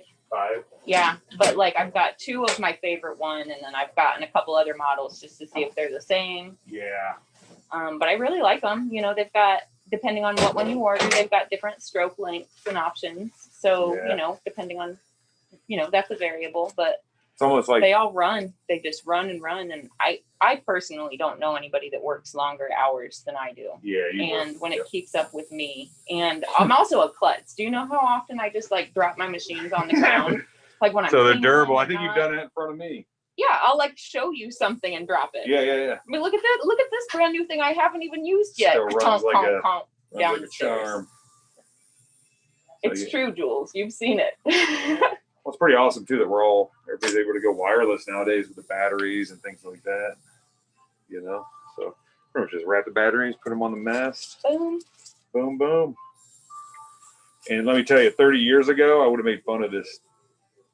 You know, You would have been like, yeah, like what are you gonna do with 30 that? years ago, rotary wasn't even, you know, it was a concept. It was out there, but it wasn't widely used like it is now. It was so developed. And back then, me being like an old school artist, I would have been like, the fuck? Like, what are you doing? Is that a lightsaber? Yeah. Is it shorted out? What's going on? I originally started working, you know, rotary with the Neotat machines. You know, I've tried different ones. It's all coming down to simplicity, really. You know, the simpler the better for me. Mm-hmm. You do have ghost cord syndrome. Typically, when you switch over, you still think you're connected, so you'll still be swinging your cord around. Or like you'll like loop all the way out and around. Yeah, little real things like that. awkwardly. Where you're like, what the hell? You'll reach way around somebody so the cord doesn't rest on Yeah, them. exactly.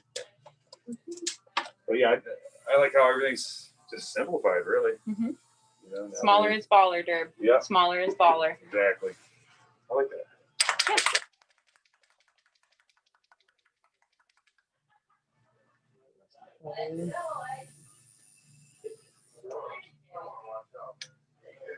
Not only are you using the giant ink caps, but you're going to fill like 16 caps of each color. Right? You know, bro.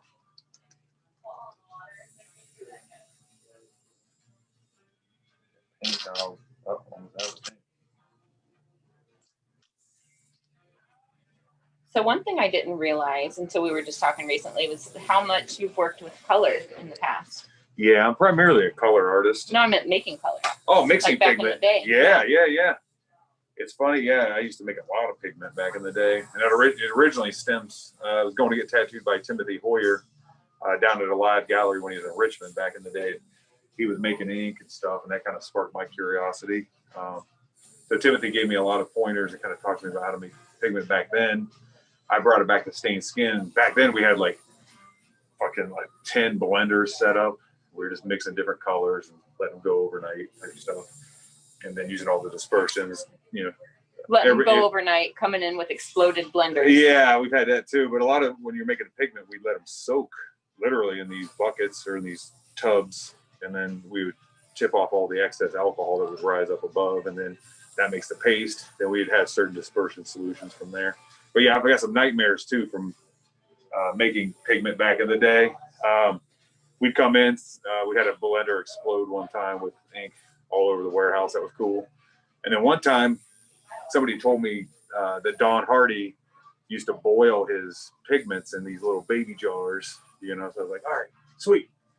So I took all this gold love at home and, you know, put the caps on it. It's always yellow and gold too, right? Dude, it was bad. Yeah, that gold love it. Yeah. So we put it in the jars, and I was in my kitchen, and I should have kept the fucking lids off. Tighten the lids, thinking it was gonna sterilize. Boom! My whole kitchen. It was yellow until I moved out. Literally, I couldn't get it all off the walls. But also, like talking with Joe Capobianco back in the day, he gave me some pointers on pigments and stuff like that. And later on, at that time, what's interesting is Phil Holt was tattooing for me, and Phil got into making some of the pigments with me back then, and he went on to do the old gold small batch stuff. So it all led to something, you know, really good in the long run. I don't really mix my pigments anymore. I'm more sponsored by the Guitarno and stuff. And, very much less messy. Less messy. Yeah. Life is less easier. messy. So, you know what I mean? It came to the conclusion like, all right, people are doing it out there and they're doing it damn good. Let me stop fucking putting ink all over my rooms and walls and, you know. Now, back in the day, you used to make your own needles as well. So, Yep. so it at least throughout a majority of your early career, you had your own needles, your own ink, Yep. and then all of these other innovations that you were working on, like off of the rip. Yeah, definitely. So yeah, making needles back in the day was great. You know, and I think everybody should, to some extent, you know, make their needles at some point. Just have an understanding of how needles function, really. You know, here's a story. When I was working for Sailor Moses, I was like 19 years old. I thought I knew, you know, a lot about tattooing, and I made him all these 5-liners, and they were like pretty much his only 5-liners that he had. So at that point, I didn't really understand needles quite as much, and I made all these tight, super tight 5-liners for him, you know, as tight as they could be. I was like, they're going to leave a great line.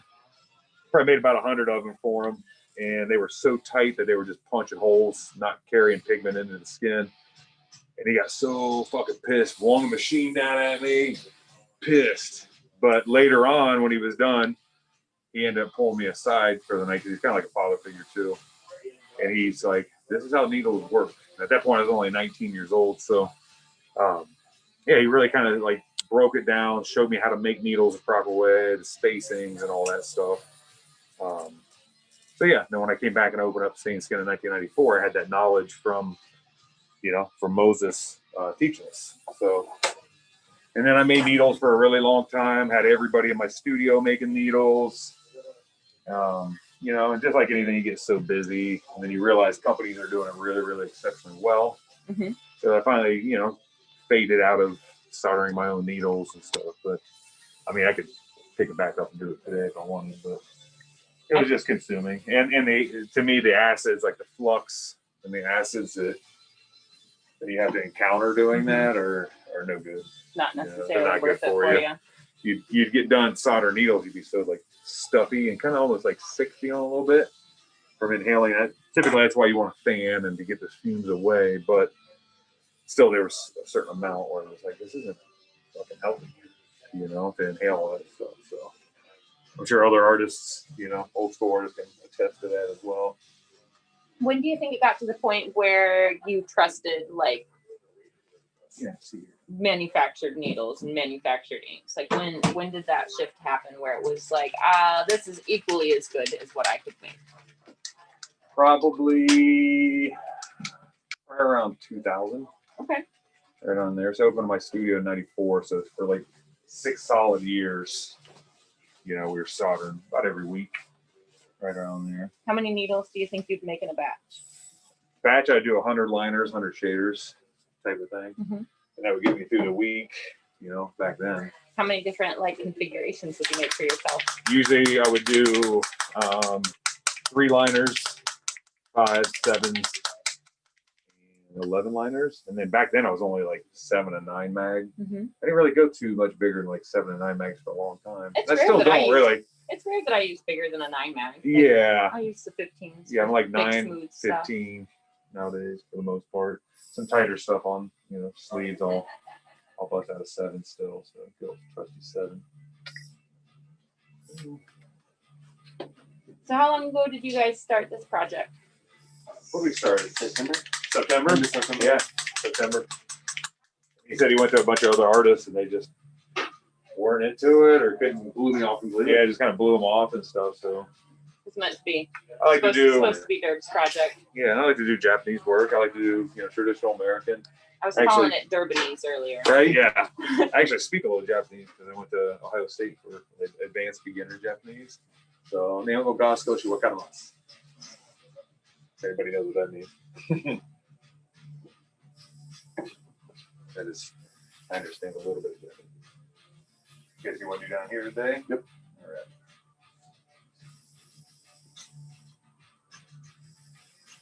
We'll write this up for you again. Yeah, sounds good, man.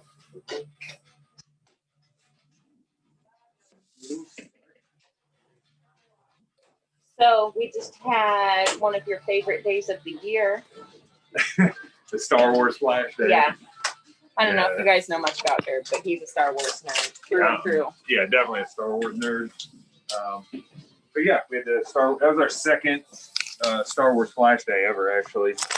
We did Star Wars Flash Day, well, definitely before COVID. But at the old location, at the old Red Tree location, we did a Star Wars weekend where we had an art show on Friday. And then we did the walk-ins on Saturday, and then Sunday we had a Star Wars paint night with all the artists and stuff like that, which was really cool. It was a lot of fun.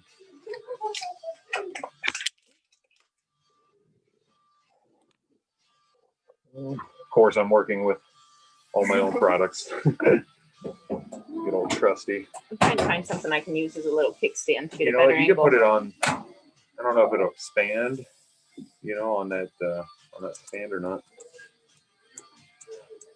All right. Grab an apron and a swig of coffee. You know, I have been using those True aprons as my chair covers, and Yeah. I love it. You love them? Love it.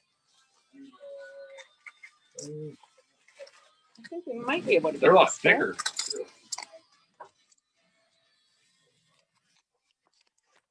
Sorry, guys. Sorry for the shaky hands.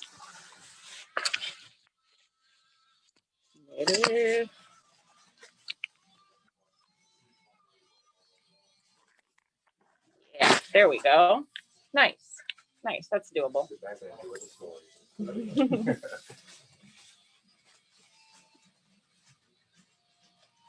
Yeah, that's actually not too bad of an angle. Not bad? I don't think that's a bad angle at all. I like that stand a lot. Yeah, that's a nice little stand. And you got the little selfie button Got down the there. remote if you need it. Yep. Nice. Yep. Nice. Thanks for letting us invade your space today, Peter. No problem. My pleasure. This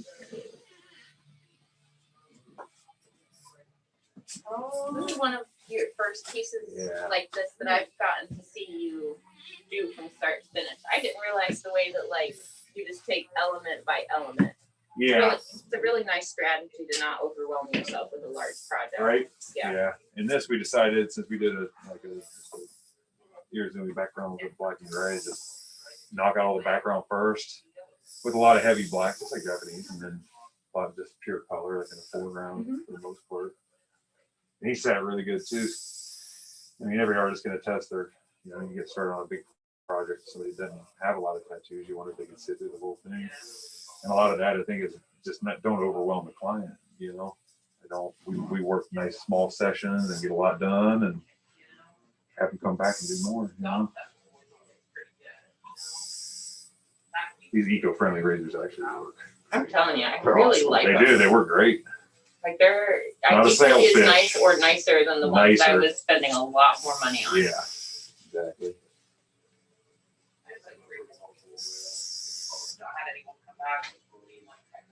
Yeah, I like them. I like those way better than the little black ones. Yeah, the little black ones are kind of like little travelers. I love the size of them. The size of those Yeah, black the size ones of black ones great. is cool. Yeah, But I don't like think the quality of they the don't work plates. as well as these. Yeah. The quality of those plates are really, really nice.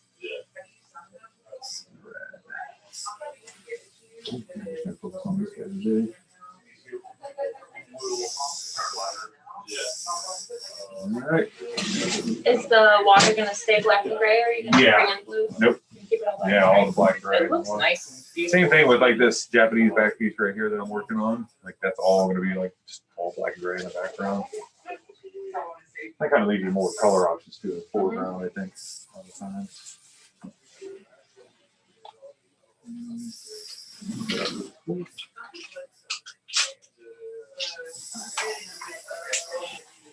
I'm literally having a birthday made with my money, but I'm gonna do all kinds of like design work on the dollars. I like it. Is it gonna be like neon green? What's that? Neon green? It'll look like money. Yeah. Color money. Yeah, exactly. I like Maybe it. I'll do a Dogecoin one. Make it a dirt coin. Right? Yeah. We gotta talk to Elon about that.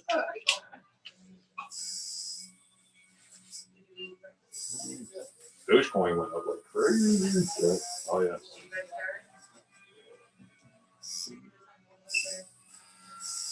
So you said you reached out to several artists and nobody really took you seriously for the project? One other person who was stupid far away, he's in Brooklyn, and Dirk contacted me back the next day. Cool. And like you said, it's going to be Dirk's project. Yeah. Stoked about it right away? Oh yeah. It's all mine. Right. This.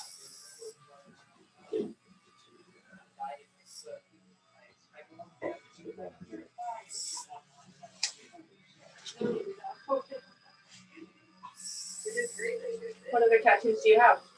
I just have the one on that leg right there. Okay. From a nice 18-year-old decision. How old are you I didn't know you even had that one. Okay. Yeah. Yep, so now you're ready to jump in. Yes. Are you going to continue with this theme, or do you have other, like, Yeah. totally Yeah. different ideas? Yeah, we're gonna balance out with the other side. Nice. So I'm pretty excited for that too. Have you guys already consulted about ideas for the other side yet? We briefly, we just talked that we're definitely going to do the other arm as well. Yeah. What it'll be? What are you thinking, Tommy? I don't know. I want to keep the same black and gray background for sure. Yeah, yeah. And instead of the tiger dragon on this side, Dragon would be fun. yeah. But other than that, I mean, I came to Derb with a very loose. He's pretty open with it. Had more of like the style and big ideas, but not Exactly. necessarily like a specific picture. Right. Nice.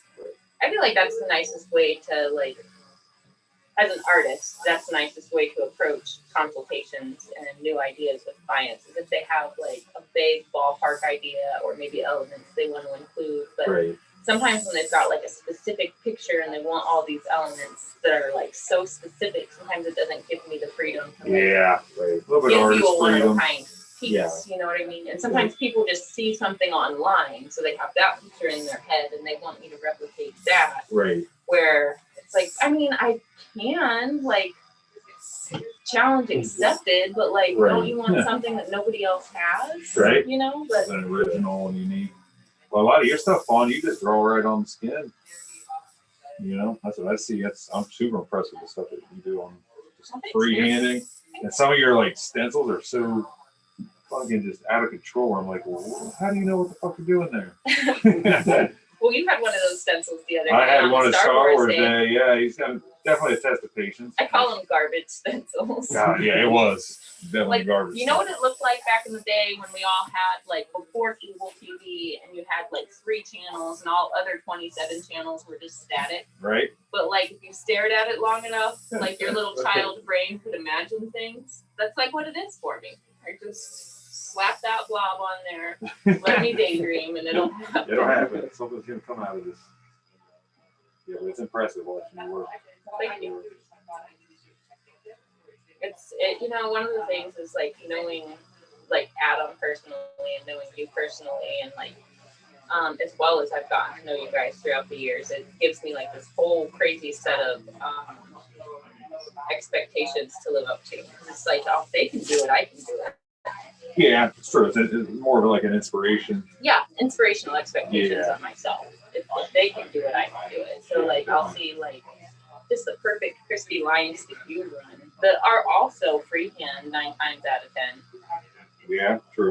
But I see the perfection in those lines and the Yeah. contrast, and like there's a lot of really cool like visual rhythms that you achieve, and I think that's I think that's one of the things that you and I have in common with our color work is sometimes it's not what color is this going to be, but how is this going to rhythmically work with the other colors that are bouncing, and where can we finish this color story?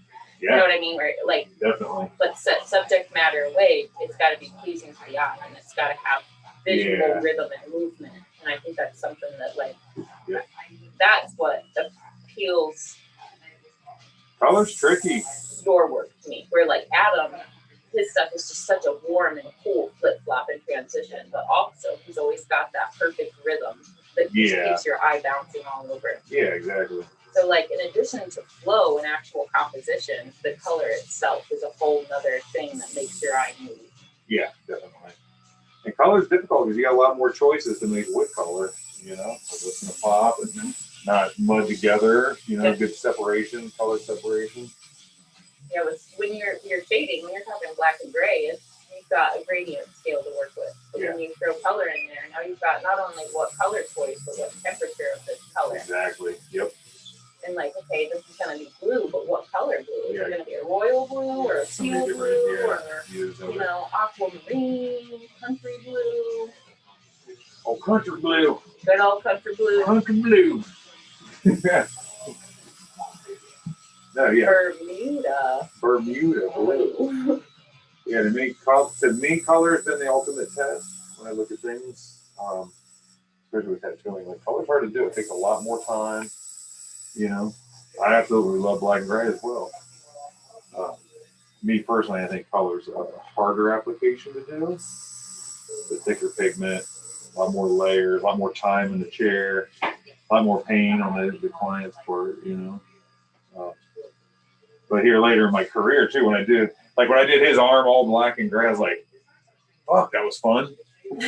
because it felt like half the process that I knew what I do color, so I can get more results and faster doing a black and gray tattoo, which I love.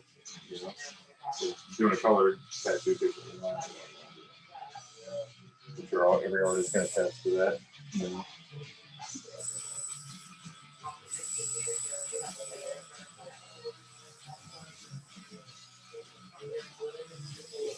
I've been talking about blackout work a lot on the show.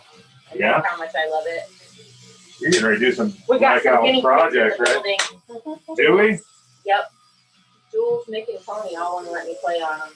For blackout sessions? Yeah, do some blackout. But I want to come back over it after it's all black and smooth and velvety. And I've got some cool ideas for like colored geometric work over the black.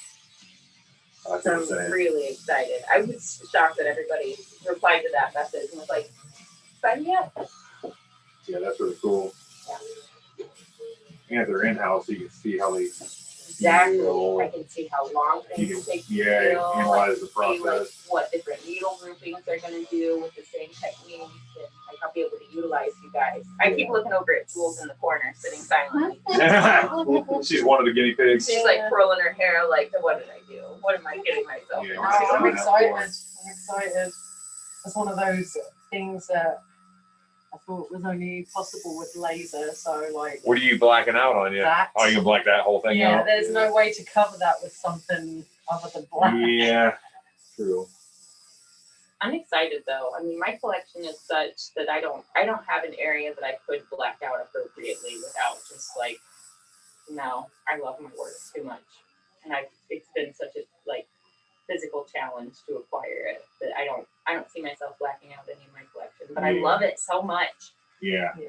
So much. It's fun to do as an artist. It's very like rhythmic. Mhm. You know, just Like going in. meditative. Yeah. The brass roots, really. You can't put in solid black, like should be tattooing. You know? Let's take it back to the 90s and bring tribal back. Bring tribal back. Yeah. Still got my tribal.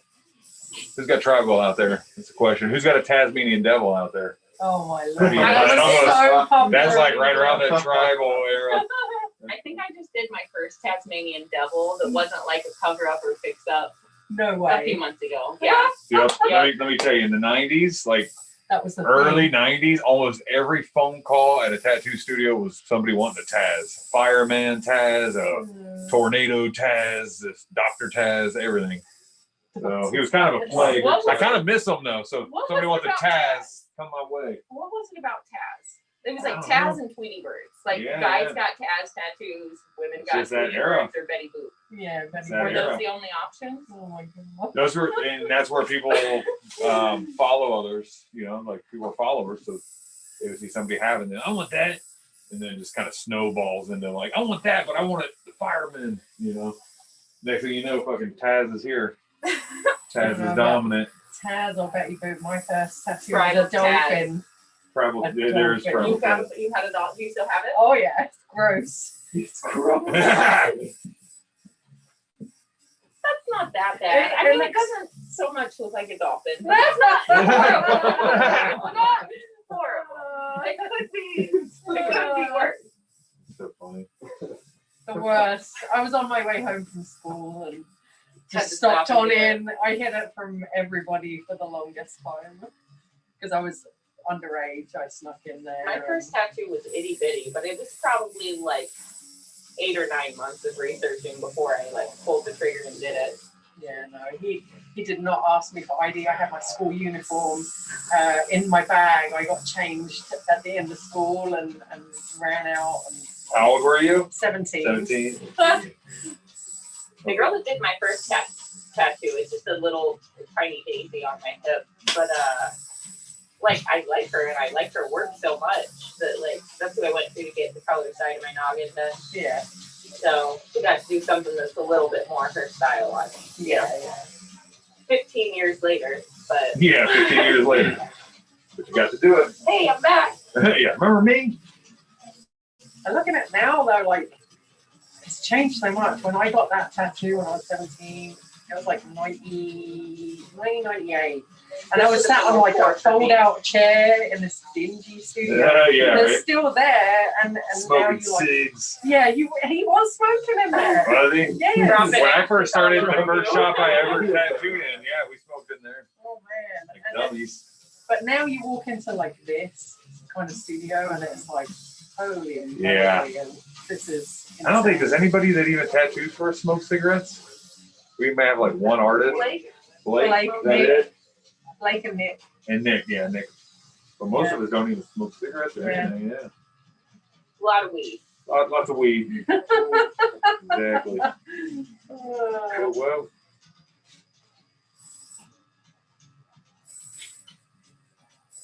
Jules, how long have you been on the team now?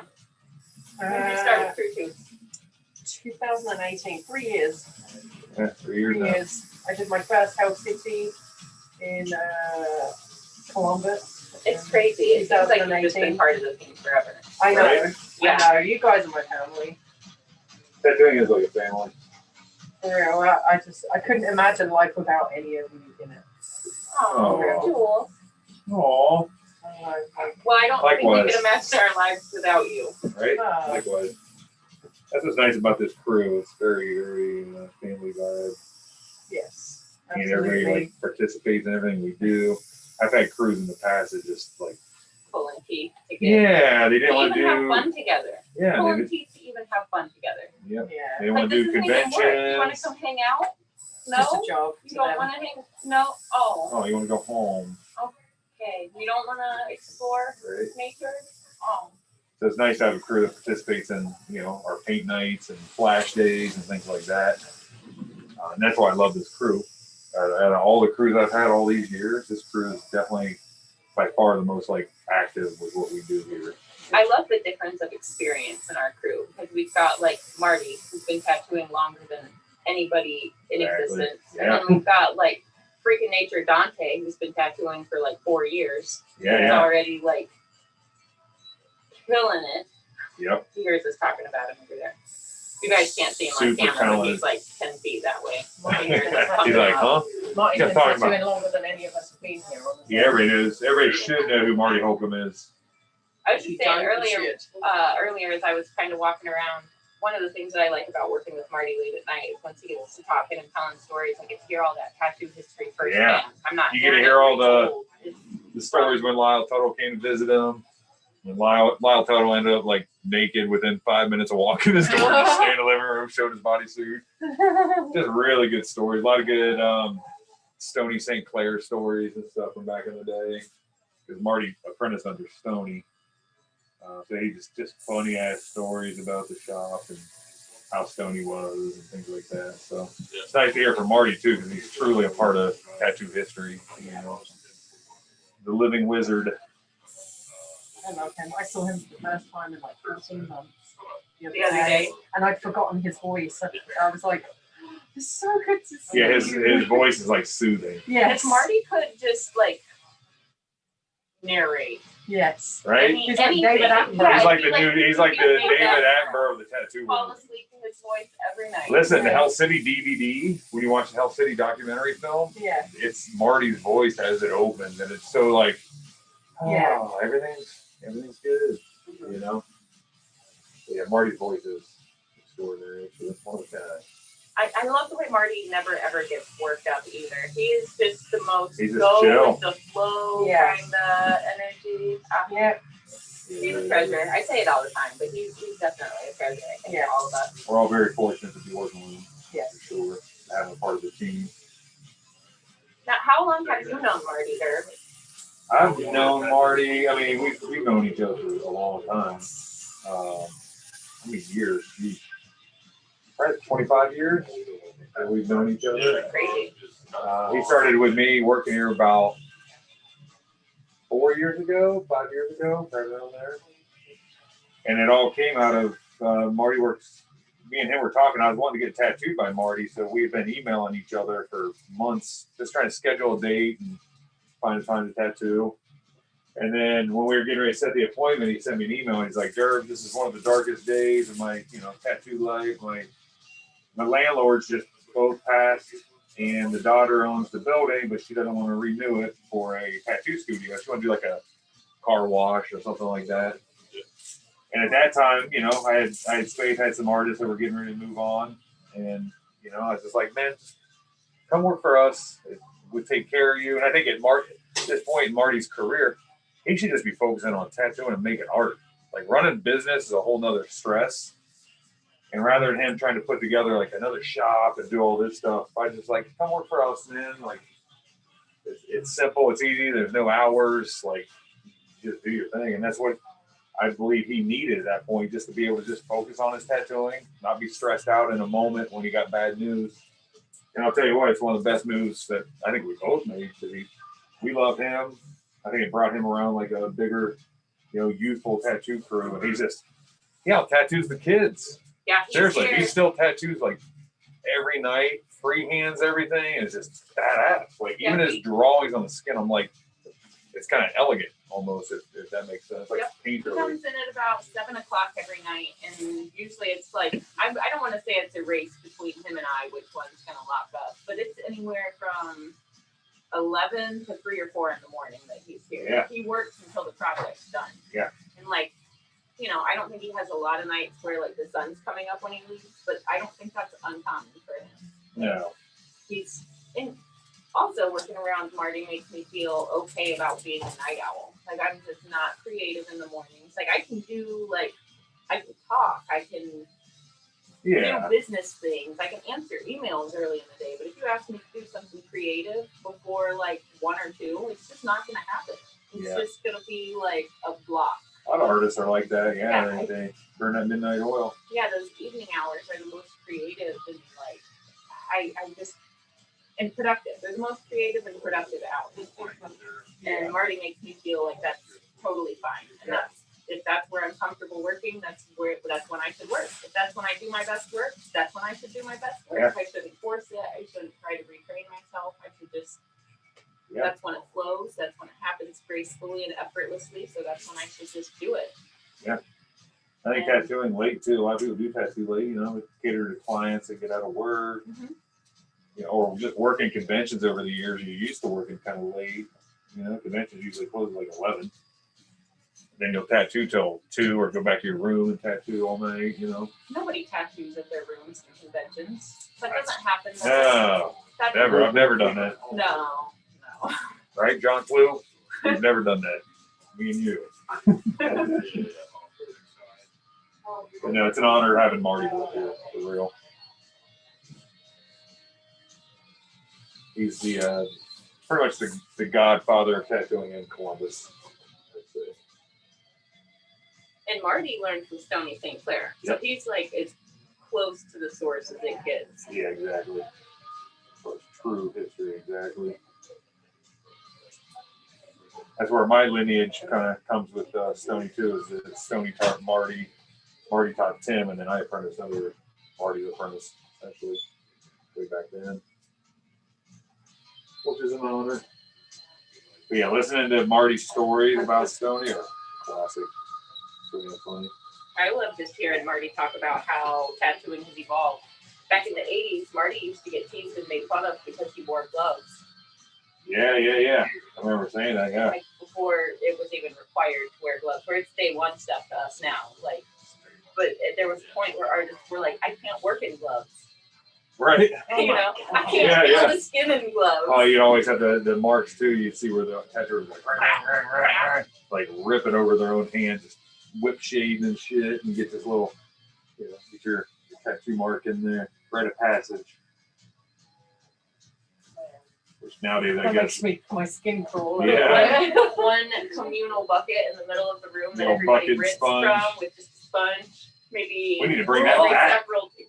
We're bringing it back. We're putting it in your room, sure. Right here. Right in the middle. All right. Every day I come in and dip.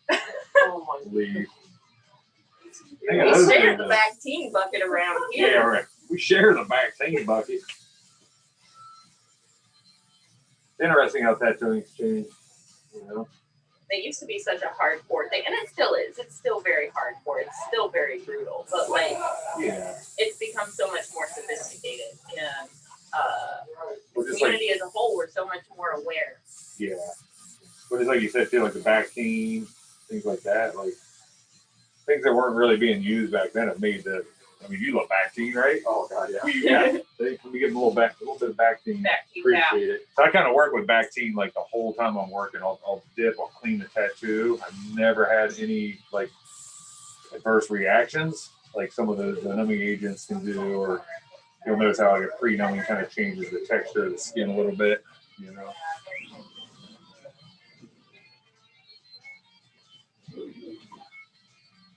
How you doing, man? Good, good. Go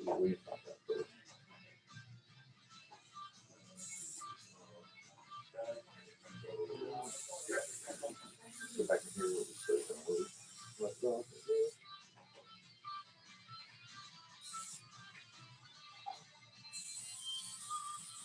I love that you can hear the buzz of Trevenna's machine in there.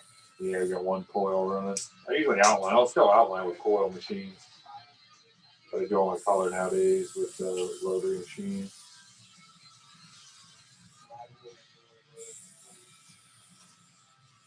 I just love, like we mentioned earlier, I drop my machines and stick them around a lot. So I always had backups on backups for my coil machines. But now I love that, like, not saying I should or could be careless with my machines, but with these little rotaries we have now, they're just so consistent. Yeah, they really are. So consistent.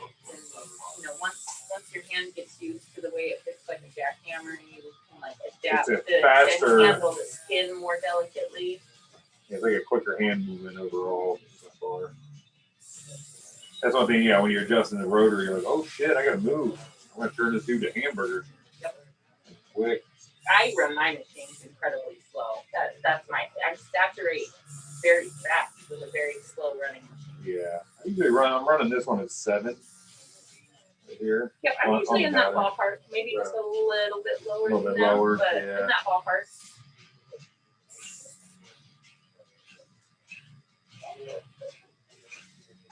Who's excited for tattoo conventions to come back, huh? I know I am. That's like the only place I take my clothes off in front of people. Right? I thought we just got off the phone with the Biltmore right before I started on this. Talking about Health City 2022. We'll try to come back. We'll see how crowds grow. You know, definitely not going to have the same crowd that it used to. You know, especially right at first. I think a lot of people are still going to be kind of PTSD'd a little bit out from the past year. You know, but it is nice to see conventions starting to make a comeback. We were just talking a few days ago. What is the event that you have coming up? And is it next month? In Indy? Yeah. Yeah. Show? Yeah, that'll be my first convention back. It's going to be the Indy Tattoo Expo. I'll be there tattooing, judging competitions, and then my wife, Savannah, is going to be performing as well. She'll be doing burlesque acts pretty much the whole weekend. So that'll be interesting. Fawn, you're coming with me, right? Yeah, I'm just coming pretty much to run my mouth for you, though. Right? It's going to be good to be just back out doing conventions. I just went to an art show the other night for Dave Tevenall and just ran into so many like old friends and stuff like that. Even like as I was leaving, my old friends Joe Capo and Jimmy Littenwalk were pulling up with my buddy Fudd. So that's kind of what I like about conventions too. Is like the just you get to see your tattoo family. You know, we all haven't seen each other for a while now. We talk about the family reunion factor a lot on the show. Yeah, with the conventions and stuff. Yeah. I don't know how many years that like when I was running not only one shop but 2 shops, I didn't take vacations. Like Health City, Motor City, and maybe one other event throughout the year. Those would be my vacations. Like I take that road trip to like learn and catch up with everybody and visit. Like those were my vacations and still work, but like I didn't. You know, I had so much on my plate and I was stretched so thin, I couldn't just take a vacation that I couldn't justify, you know. And there's so much to learn and there's so many like cream of the crop artists just hanging out that I can just talk to. Yep. You know, there's not another situation where you can just like talk to the people you look up to and want to learn from. Yeah. I like how humbling a convention can be too. Like you'll walk out with your head hanging low, go go back and work twice as hard. Yeah, I love it. When I get blown away by somebody at a convention, like seeing them do the work in real life, it's like, well, if they can do it, I can do it. Like it just goes back to that every time. Like, oh, I see what they did there. Now I can use that trick, and I can use it my way, not their way. But I just feel like anytime, even if I didn't necessarily take any seminars, I just felt like just by being in the crowd and watching stuff get done, you pick up so many tricks. You do. You totally do. And then Well, also, tattooing is very visual, you know, so like, you know what you're doing tattoo wise, you'll soak up a lot of stuff just visually, whether it's the way the guy's dipping or wiping or something, you know, you'll get something from that from watching visually. Yep.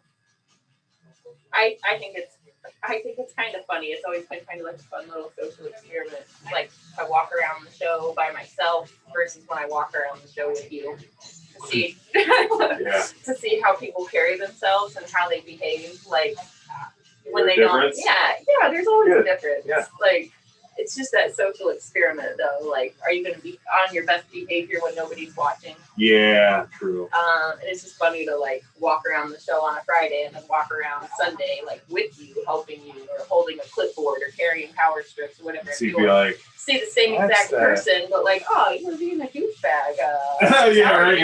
Noted. Where's your attitude at now? Noted. Yeah, I got time for that. Like, attitude. That's one of my favorite things that I'm able to learn about going to shows and stuff with you. Just all that. Yeah. The more than meets the eye kind of stuff that you can learn. Exactly. Well, the way I look at tattooing, or just anything, you don't know who's who and what they've done, and who they are, and what they do. So yeah, treat everybody equally. Just that guy you think might be the guy you don't like, or the nerd. That might be the most like successful dude, you know. So definitely don't judge people. That's the same thing with like tattooing and stuff like that. It's like tattoo people are some of the nicest people that I've ever fucking met. And being heavily tattooed, like you gotta, I don't say you have to earn respect, but you have to act respectful so that people don't stereotype you with what they're already thinking about tattoo people. So you can actually.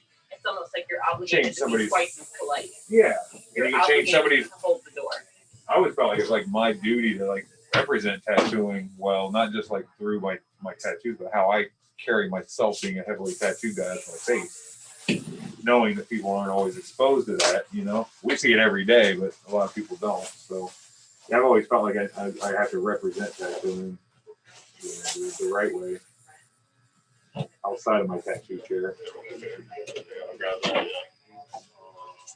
Hey, that dude with the Pokemon sleeve leg is down the water. Oh, okay. He just walked in when I walked in. Okay.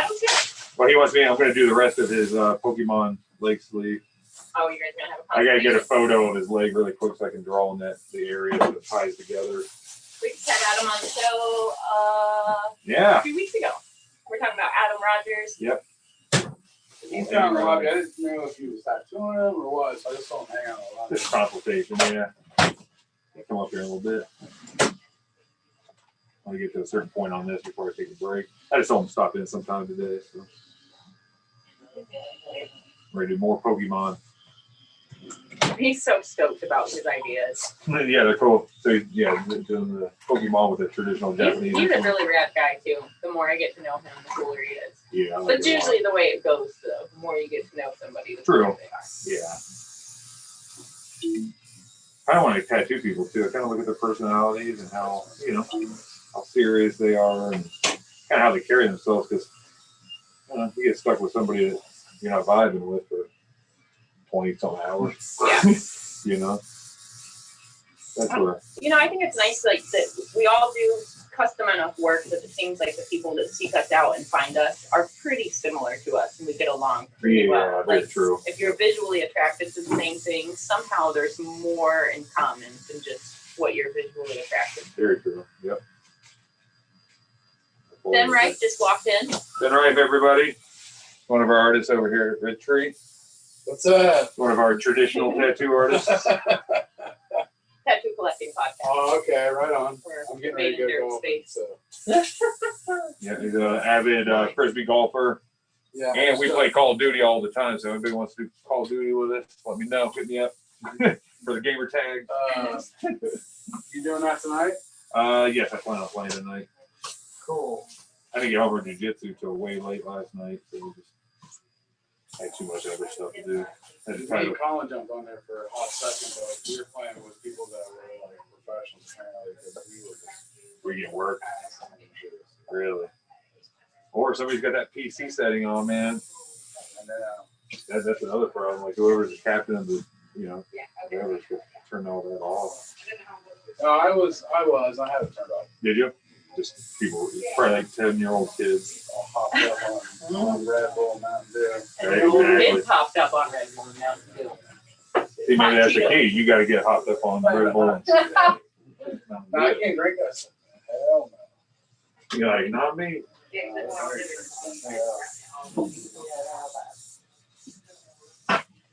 All right, well, I'm out. Yeah. What are you doing in here? I just dropped my paper towels. Oh, okay. Just stock it up on your day off. Yeah, I'm gonna go golfing. So Cool. I'm gonna I'll see you tattoo and guys then tomorrow. train. Bye-bye. Third pick me up later. Yeah, I'm tattooing tomorrow too. So Cool. I'm working on that the Boba Django Okay.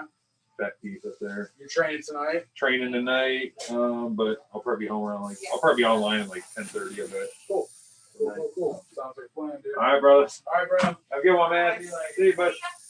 Anything else you want from me? All the emails caught up. Yep. I think we're good. Our main focus today is just tattooing. I'm gonna take this and go and invade Right Savannah on. space. See everybody We'll be later. back. Excuse me.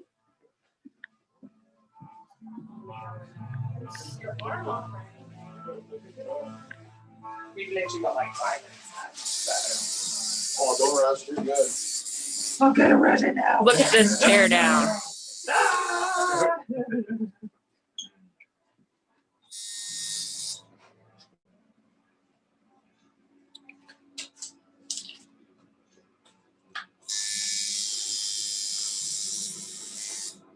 It's like magic. I walked away, you were putting the stents on, and now you're like almost finished. How? It's called Savannah Magic. How you doing, Sam? Good. Are you getting excited, Tana? Bring on the pain. I was just telling her, like, I don't know why, but my legs hurt so bad. Arms are way easier, Like, huh? nothing. Like, yeah. I can do anything right now.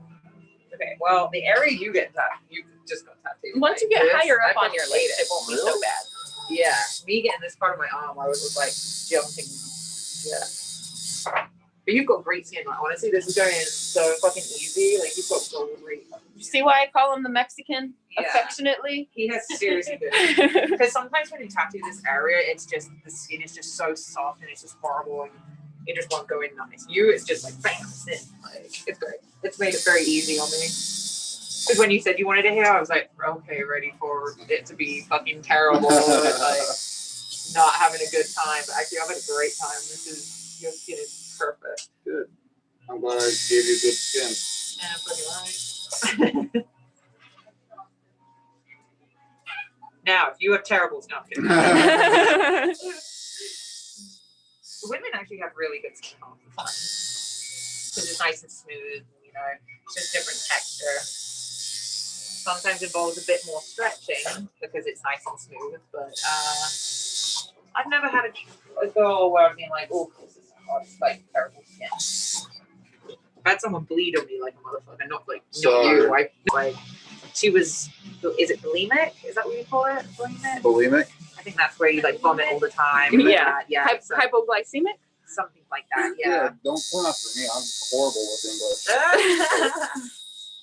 But I tattooed her and I was like, oh my god. But nothing a little bit of witch hazel didn't solve, That's right. Witch hazel really does help inflammation and like any kind of like bleeding. There's Tony. Really does help. Hello.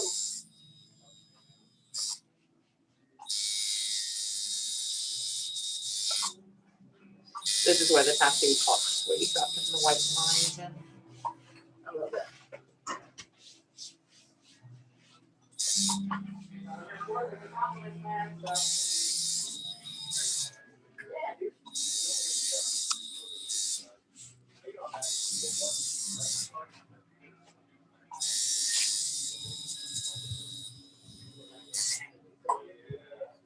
I love that you're using a coil machine.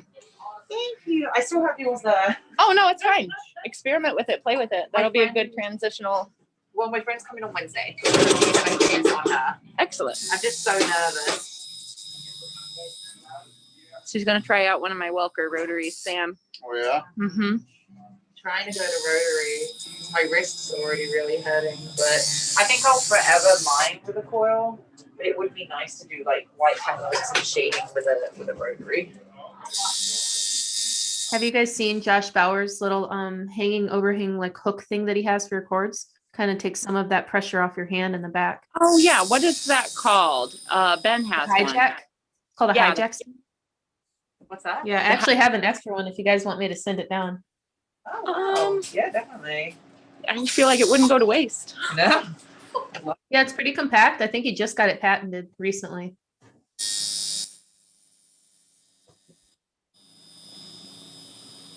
I've been thinking about strapping my arms up during the tattoo session and then just like grip taping my arms, seeing if that helps. But then you really need that twist movement, you know, and if you take that away, it's not as good.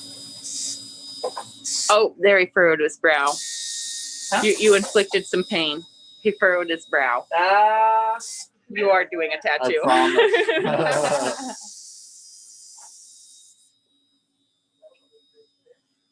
All right, I'm gonna creep back in with their. Thank you. See what they're missing out. What we're missing out on in there. Of course. Thank you. Kind of nice that it's as much of a full house today. Adam, What up, Fawn? say hi to the podcast Hi, community. podcast. How we doing? Good. Your world famous Pokemon tattoo. Look at how good this is healing up. He's here for So a nice. consultation, Start the inner part. Want to show off Adam's leg too? Oh, yeah. Yeah. Look at that thing. It's looking so good. How's behind the knee looking? Good and healed up? Nice and healed up, ready for the next round, man. Looks good. Looks good. Looks good. Can I squeeze past you, Tony? Put this back over here. Excuse me. Excuse me. Excuse me. What's the wife tattooing? Potion bottle. Oh, that's right. Yeah, I saw her drawing last night. And Sam's got some Adam work. I think everybody in here's got some Adam work today. Oh, yeah. For Tommy. Except for Tommy and me. You don't have an Adam piece either, yeah. Yet. Traders. Yet. Yes, that neck piece. The next piece, Tony, you can full throat. Yeah. Nothing above my collar. I can't touch the money I have a maker. throat. Can't touch the money maker.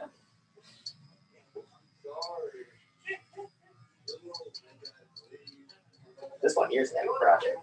What's that? This one here's an epic project right here. Yeah, this was been fun. And Tommy sits like a rock too. He heals good.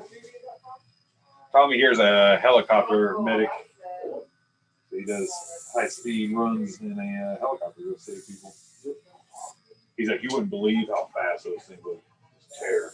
He's like, when they get going, they're a lot of fun.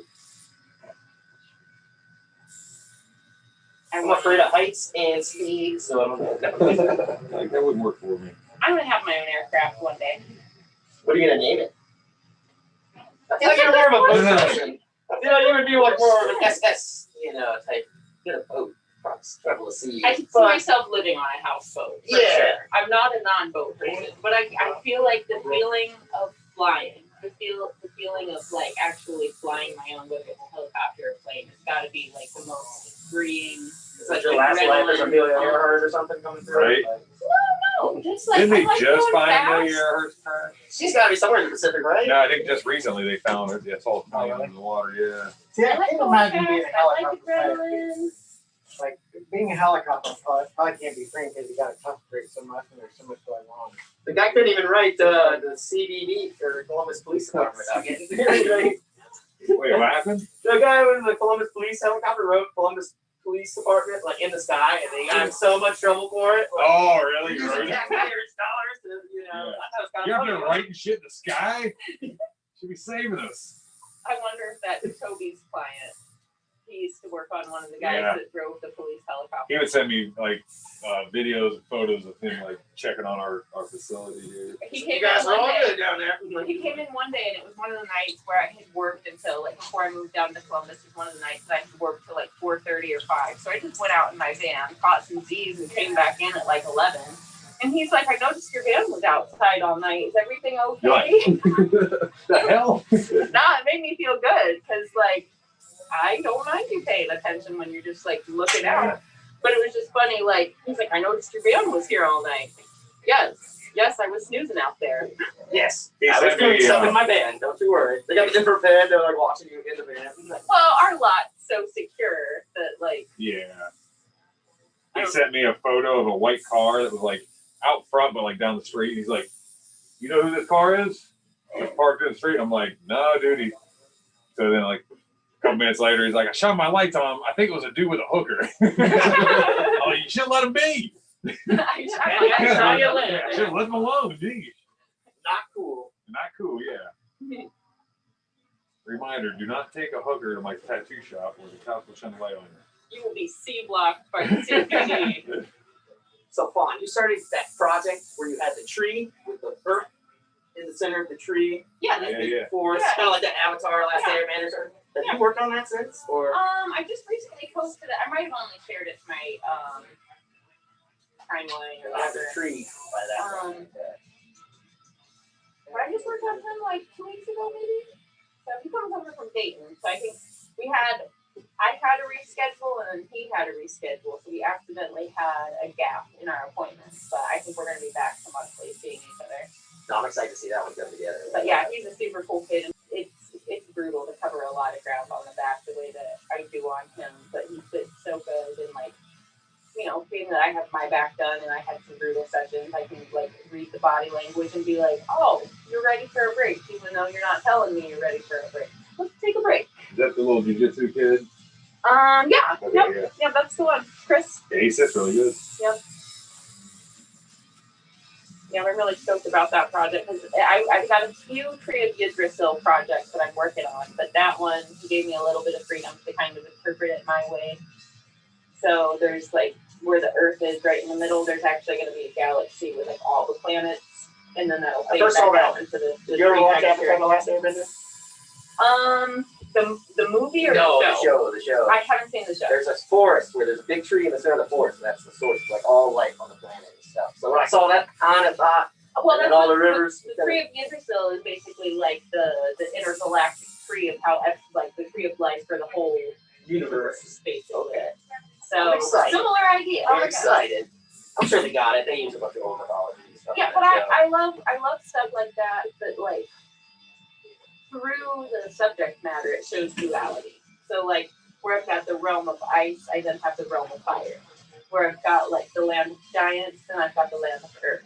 You know what I mean? So everything got a nice is universe equal and you're building here. opposite from all over, and then Valhalla will be right at the very top. But we've got Dante, free, not working. Dante's What up, always Dante? working. We never see him without a machine in it. That's kind of true. Dante, everyone. Oh, Dante's originally from Dante's from Puerto Rico originally. He came to work for us literally like right when the pandemic hit. So he like moved here, put his stuff in here, and then we got shut down like days later. How do you and Dante get to know one another? actually after. Was it after you got Yeah, here? right after Yeah, you guys opened, yeah. Yep. We originally met in Puerto Rico. Yep. International convention. Yep. See, And then, that's how important So conventions sangria. are. Yeah, that is how exactly. Yeah, that is how sangria, important yeah. conventions are. Yep. For the big convention. I can't wait for that show. Yeah, man. Again too. I think there's some smaller ones, but nothing like Nothing major No, popping no. off yet. That was fucking good one. Yeah, Puerto Rico was fun. Yeah. Good dudes putting it on, and then just a good crowd, and then good adventures afterwards too. Mm-hmm. Who puts on the Puerto Rico show? Hafet and Yalzi and them. You know Hafet, right? Yeah. Good dude. Good crew. Good deal, man. Thank you. Yeah, we're just coloring this flower today. Little by little. Yeah, we're keeping the whole Except for the background tiger. black and gray. Tiger, we might do next. Who knows? Unless you want to do Are you coloring in the water or are you leaving that gray? Water could be black and gray. All yours. Make it green, Derb. Right, yeah. Green water everywhere. We're gonna do it brown. Then it's up in my foot. Yeah, we did yours. Yeah, we did like brown water on his foot. It was kind of like oil. Yeah. Like oil, like blood oil, blood money.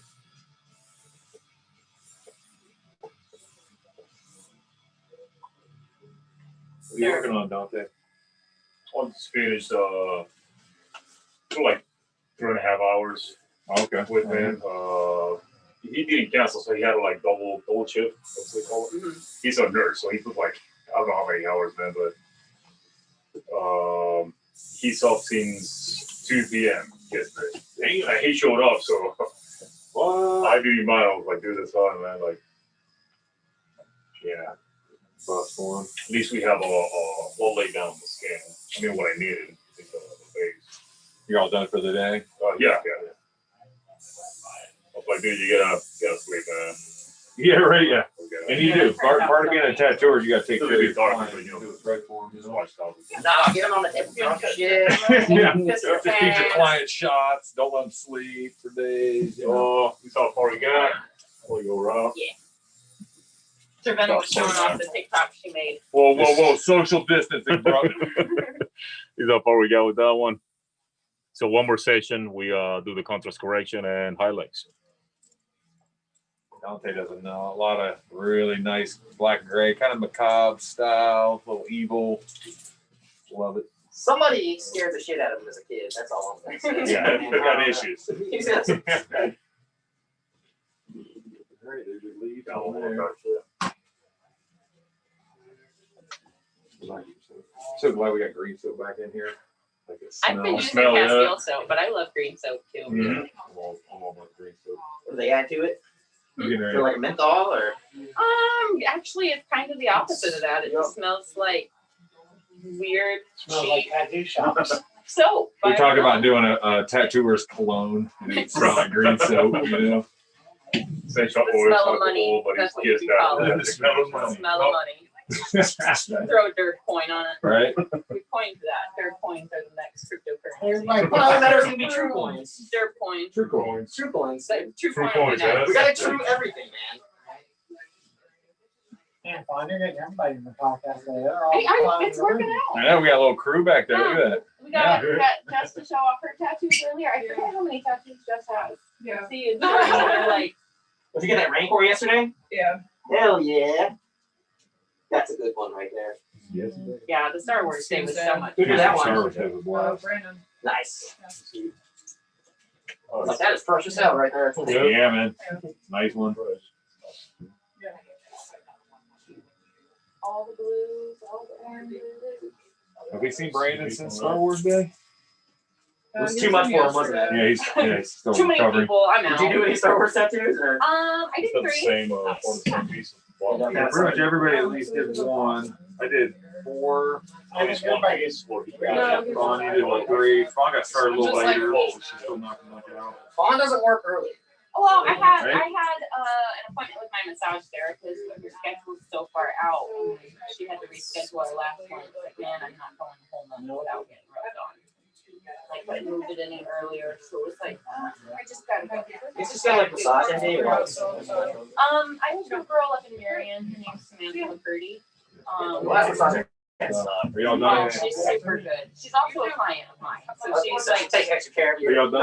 I only worked on her once, but it was a long session. But one of the things we talked about was like how my posture, like how bad my posture got later in the day as I got tired. Good. So she works on me, like she works on my hands, she'll work on my arms. Some days she only works on my back, but like Like bead massage and stuff. yeah, but she She's gonna understands. take off seen you in today. your I'm gonna go natural down there in owner. the warehouse. Yes, yes, and like Probably she take a break knows here in that I a have while. limitations I'm based sure on what my Adam clients need. It's like, Yeah, I gotta get yeah. on his. He got a consultation But with me. she's so good, and I feel like the longer I see her, the more like in tune with my body she is. So like I don't even have to really explain to her. It just like once I take my shirt off, and I've got a perfectly symmetrical back piece. So if I'm out of balance, you see it. So like if one hip is tight and the other one's not, you like see it. Just get a level out. Just level it back. Yeah. She's like, you're the only one that I can do this with, where I can just like look at you and not even touch you Oh, yet yeah. and know like where you're tweaked. And I was like, thanks, girl, thanks. But I'm just like a super Samantha cheerleader too. She just bought the building that she's in, so she's in the middle of like hiring more massage therapists. And there are 4 other suites in the building, so now she's like turning into like landlord on top of massage More therapist. stressful for her than I think you can do it. Her name's Samantha McCurdy. She's up in Marion. It's about an hour north. So, Not that far, not that close, not that far. yeah. if you have a relationship with her, of course, yeah. Yeah, she's awesome. I actually would love to go hiking with her and her fiance. She does a lot of the same kind of like outdoor exploring that like we as a tattoo team do. Yeah, oh yeah. So Dirk just did Angel's Landing, where she and I have been talking about wanting to get out there. Sarah, that because looks her too trip scary, got man. canceled. Dude, that was the scariest hike I've done. Did you have fun on that? Like, no, I'm just messing with you. I had fun when it was over. On the ground. You didn't die, yeah. Yeah, definitely probably one of the scariest hikes I've ever done. Well, the scariest. I've been with you on a windy ass day too, and I'd be just like, nah. Well, it's like serious. When you get up there, you're like, I don't fuck around, man. Like, it's life or death. Is it like Everest where they mark the spots of the dead? Right. This guy died right here. No, there's chains and areas that are meant to keep you from falling off. If you let go of them, You're gonna fall. yeah, it's scary shit, really. But worth it, worth it. Yeah, it's one of those, like, you gotta kind of have a death wish to even want to do it, first of all. How about this? How about we do it again, but we wear squirrel suits? Okay. Like onesies or like? No, like squirrel suits, like Oh. flying squirrel suits. Oh. And So like jump. if the wind catches us, Yeah, might as well land. oh, it's windy. When you get up there, too, that's I'm saying the scroll shoe will get caught. Fly anyway if you did a mistake on. My buddy Joseph went with us, Joseph Hayes, and he fucking did it barefoot. He literally took his shoes I off wear like right a weighted before. backpack. We were like, to, like, really? Yeah, I'm like, ah. All right, bro. But yeah, he's a madman. He did it barefoot. Yeah. I was like, all right. Jordan was saying it was super people-y, like it was just a line of people. One of the scary parts is like the other people on the mountain trying to get by, and I heard that became an issue on Everest the last couple of years and stuff. there's too many people. Fighting. by. I get too many because you can only go like 2 weeks out of the year, and then people pay this ridiculous amount of money, so it's all on the Sherpas to like get, and then there's like a line to get to the top to get your picture, and it's like Really? yeah, it's messed up, dude. They're trying to like shut that down. The Sherpas literally do all the work on that hike. Right. You know, Yeah, they do. like, it's a vacation at this point for white Yeah. people that go For the there. wealthy You know, that like, want their shit carried. next time they got like the ice crevices before you get there. The Sherpas got like the ladders on their back and they're swinging them, and then they're running across the ladders, and then like tying more ladders, and then they're just building pathways for people. So nobody has to cross that going up there. Here's It's like, the thing. I think I want to make friends with one of the Sherpas.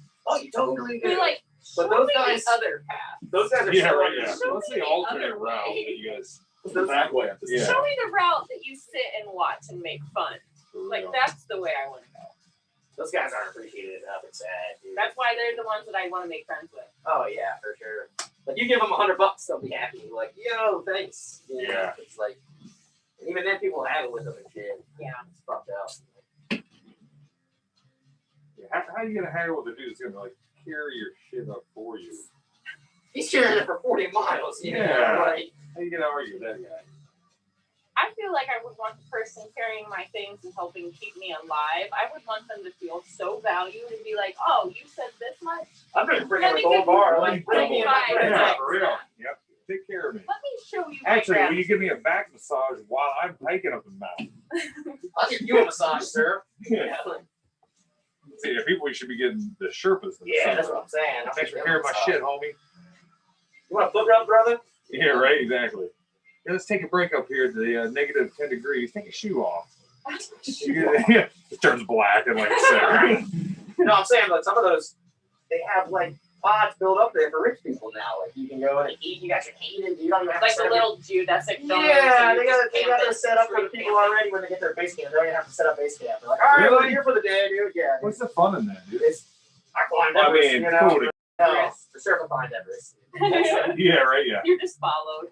For real. No, he climbed, He they're did saying, the work. they're saying for one person to climb the mountain, the Sherpa climbs it 14 times. Gee. To get like a bath going, to get the camps and stuff. So he's running up and down 14 times because he's doing it once. Like, That's dying. crazy. It's like, I hope they make good living. they don't.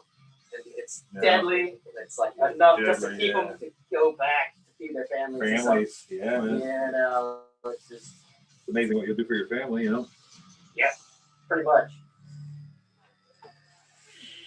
But the Sherpas also know where to push you off, and nobody's gonna Yeah, ask. right, you. yeah. So you gotta be nice to them. They're like, this is the crevice I'm gonna leave this annoying dude to fall into. I'm gonna bless the earth by removing you. Right, exactly. I guess they're all named after the month they're going to. So there's only 12 names in the Sherpa clan. Really? Yeah, it's kind of weird. So you'd be like, Where'd you hear that? I've watched a lot of documentaries about Sherpas. Okay. I respect the Sherpas. I like the mountain climbers. You know, those guys are fucking insane to me. Like the K2 climbers and shit like that. And they'll be the first ones to tell you, like, I can't do this without Sherpa. Like, Yeah, sure was. they do all the logistics that make them. Those are like the guys that climb without oxygen and stuff. Yeah. You know, like the crazy They're just like, acclimated sponsored to it. climbers. You know, like. No, when I'm Acclimated if I'm to at it already. 16,000 feet, I'm woozy. I see your brain There you boiling. See you, Dante. Yeah. Have a good day, brother. They say your brain starts to boil, like expand and you're like come out. Because the pressure's also different. Yeah. So these people are up there like breathing control the whole time they're up there. Like they're not, It's real. Oh, I yeah. mean, I've never been anywhere So near those as high guys as are actually that. climbing, in my opinion. But they still have their Sherpas there, with like protecting them. You know, they're there to like keep them safe for sure.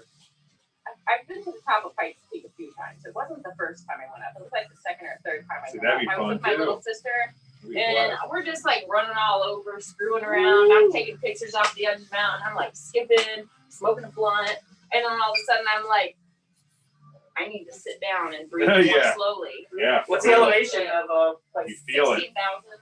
Yeah, I mean, it's up Dude, there. you'd be Like, so tired. so here's the thing.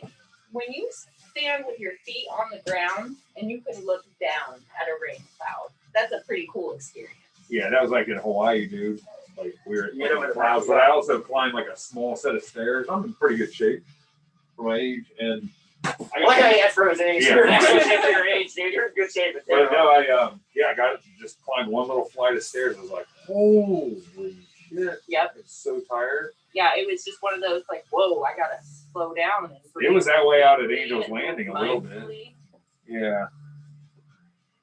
Angel's Landing felt like that just a little bit. When we first had to start wearing masks all the time and people were getting woozy, I kept reminding people that that's how, like, if you're doing things with a mask, you gotta breathe intentionally, you gotta move a little bit more intentionally because there is a filter.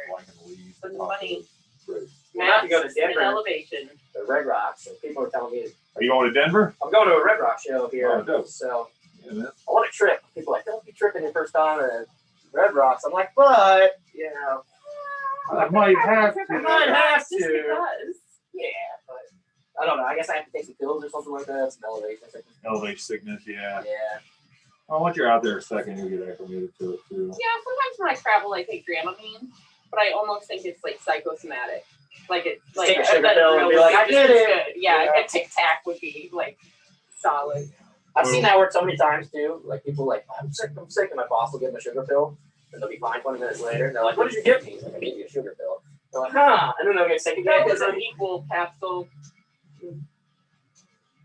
Yep, there's something about like just mentally thinking. Well, we were that talking about this is that, gonna the make you better. nocebo and the placebo. Like, it's, the power of suggestion is super powerful with humans. Oh, yeah. You can, Big time. you can make Mind yourself over body. sick or like make yourself a king, you know, very, very fast.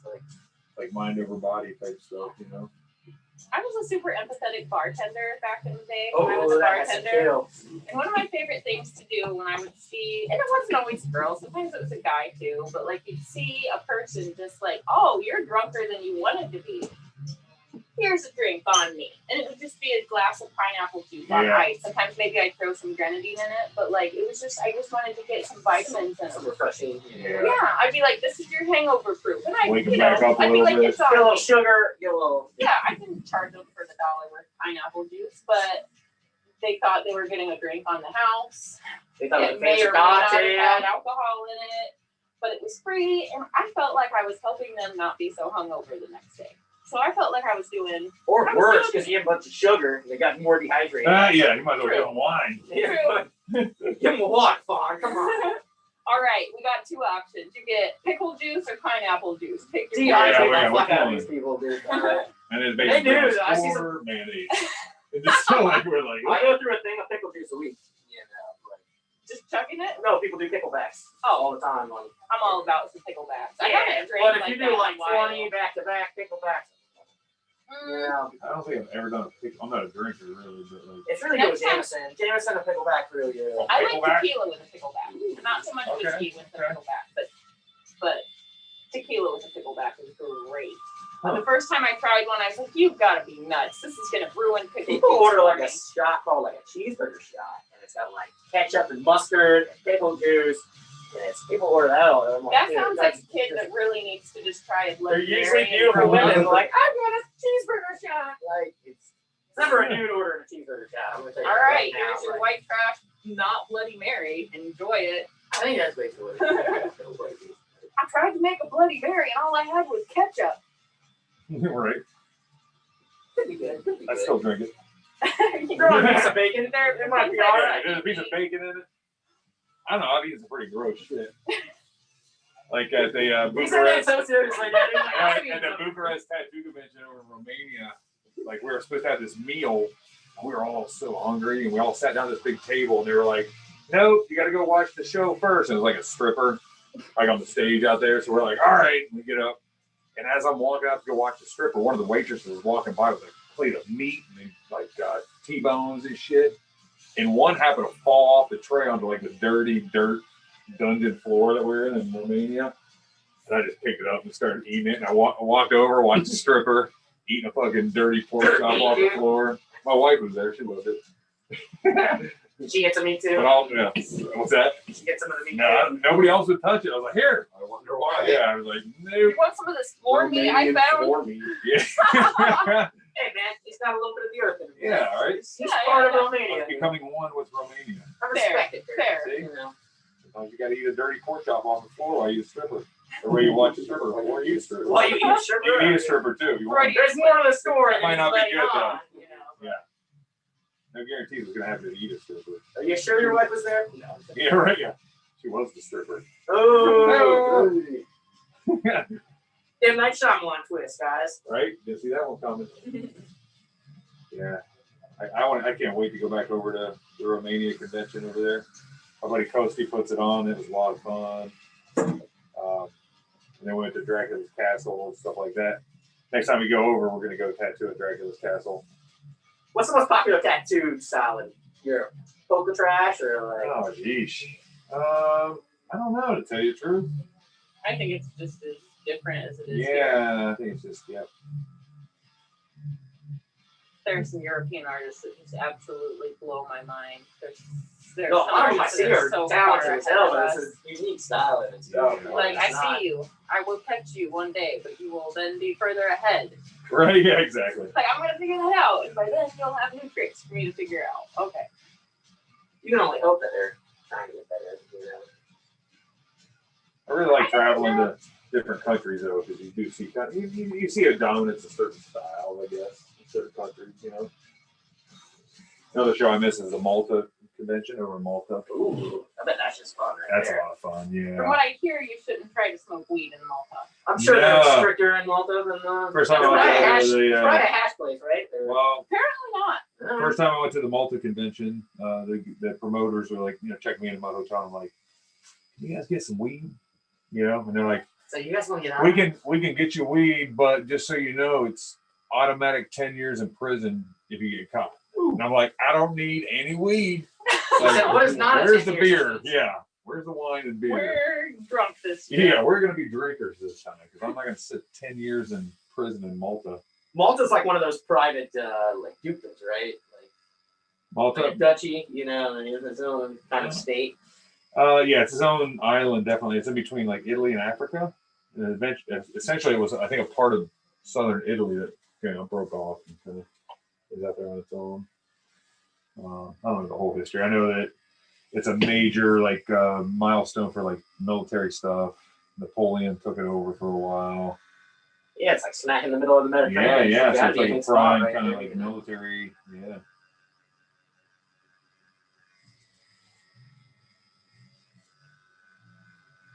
Yeah, definitely excited to start traveling when the shows start up in Europe.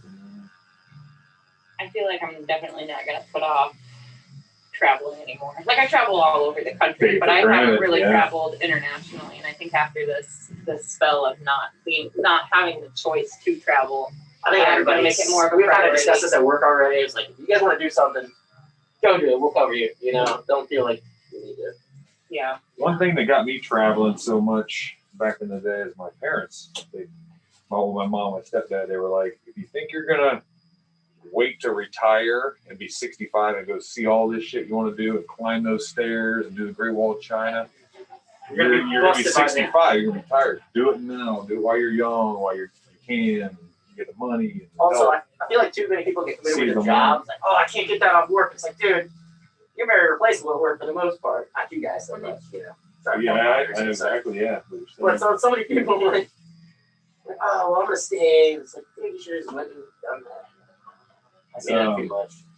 I don't know if you've heard this or not, Tommy, but people, what I've heard from other nurses and stuff like that is people on their deathbed, typically one of the things they say is that they wish they would not have worked so much. Oh, yeah. That's like such a common thing. I think that's just an American thing, dude. You see that in like Europe where they'll take 4-hour dinners. Like, yeah. Yeah, I say it now. I feel like I sacrifice so much for work. I've always been a workaholic. Though. Well, I feel like there's a pride in that Americans get off on. Like, yeah, I did that. I worked hard this week. Look what I got to show for it. You know, like it's like almost to be comfortable, they make you work extra hard. You know, it's like I bought this toy tonight because I've worked hard. You know, I got my new glass stove. Materialistic item because I worked hard. Yeah. Yeah, so we kind of like bribe ourselves to like pay ourselves up. But that's what I was saying. If you're happy with what you got, happy as bad in the world. Like, yeah, dude. It's all on how you perceive things. But I think us being drove to want new things is kind of how we got to the point we are. Yeah, so true. It's kind of a happy medium. I mean, humans are definitely possessive with things, you know?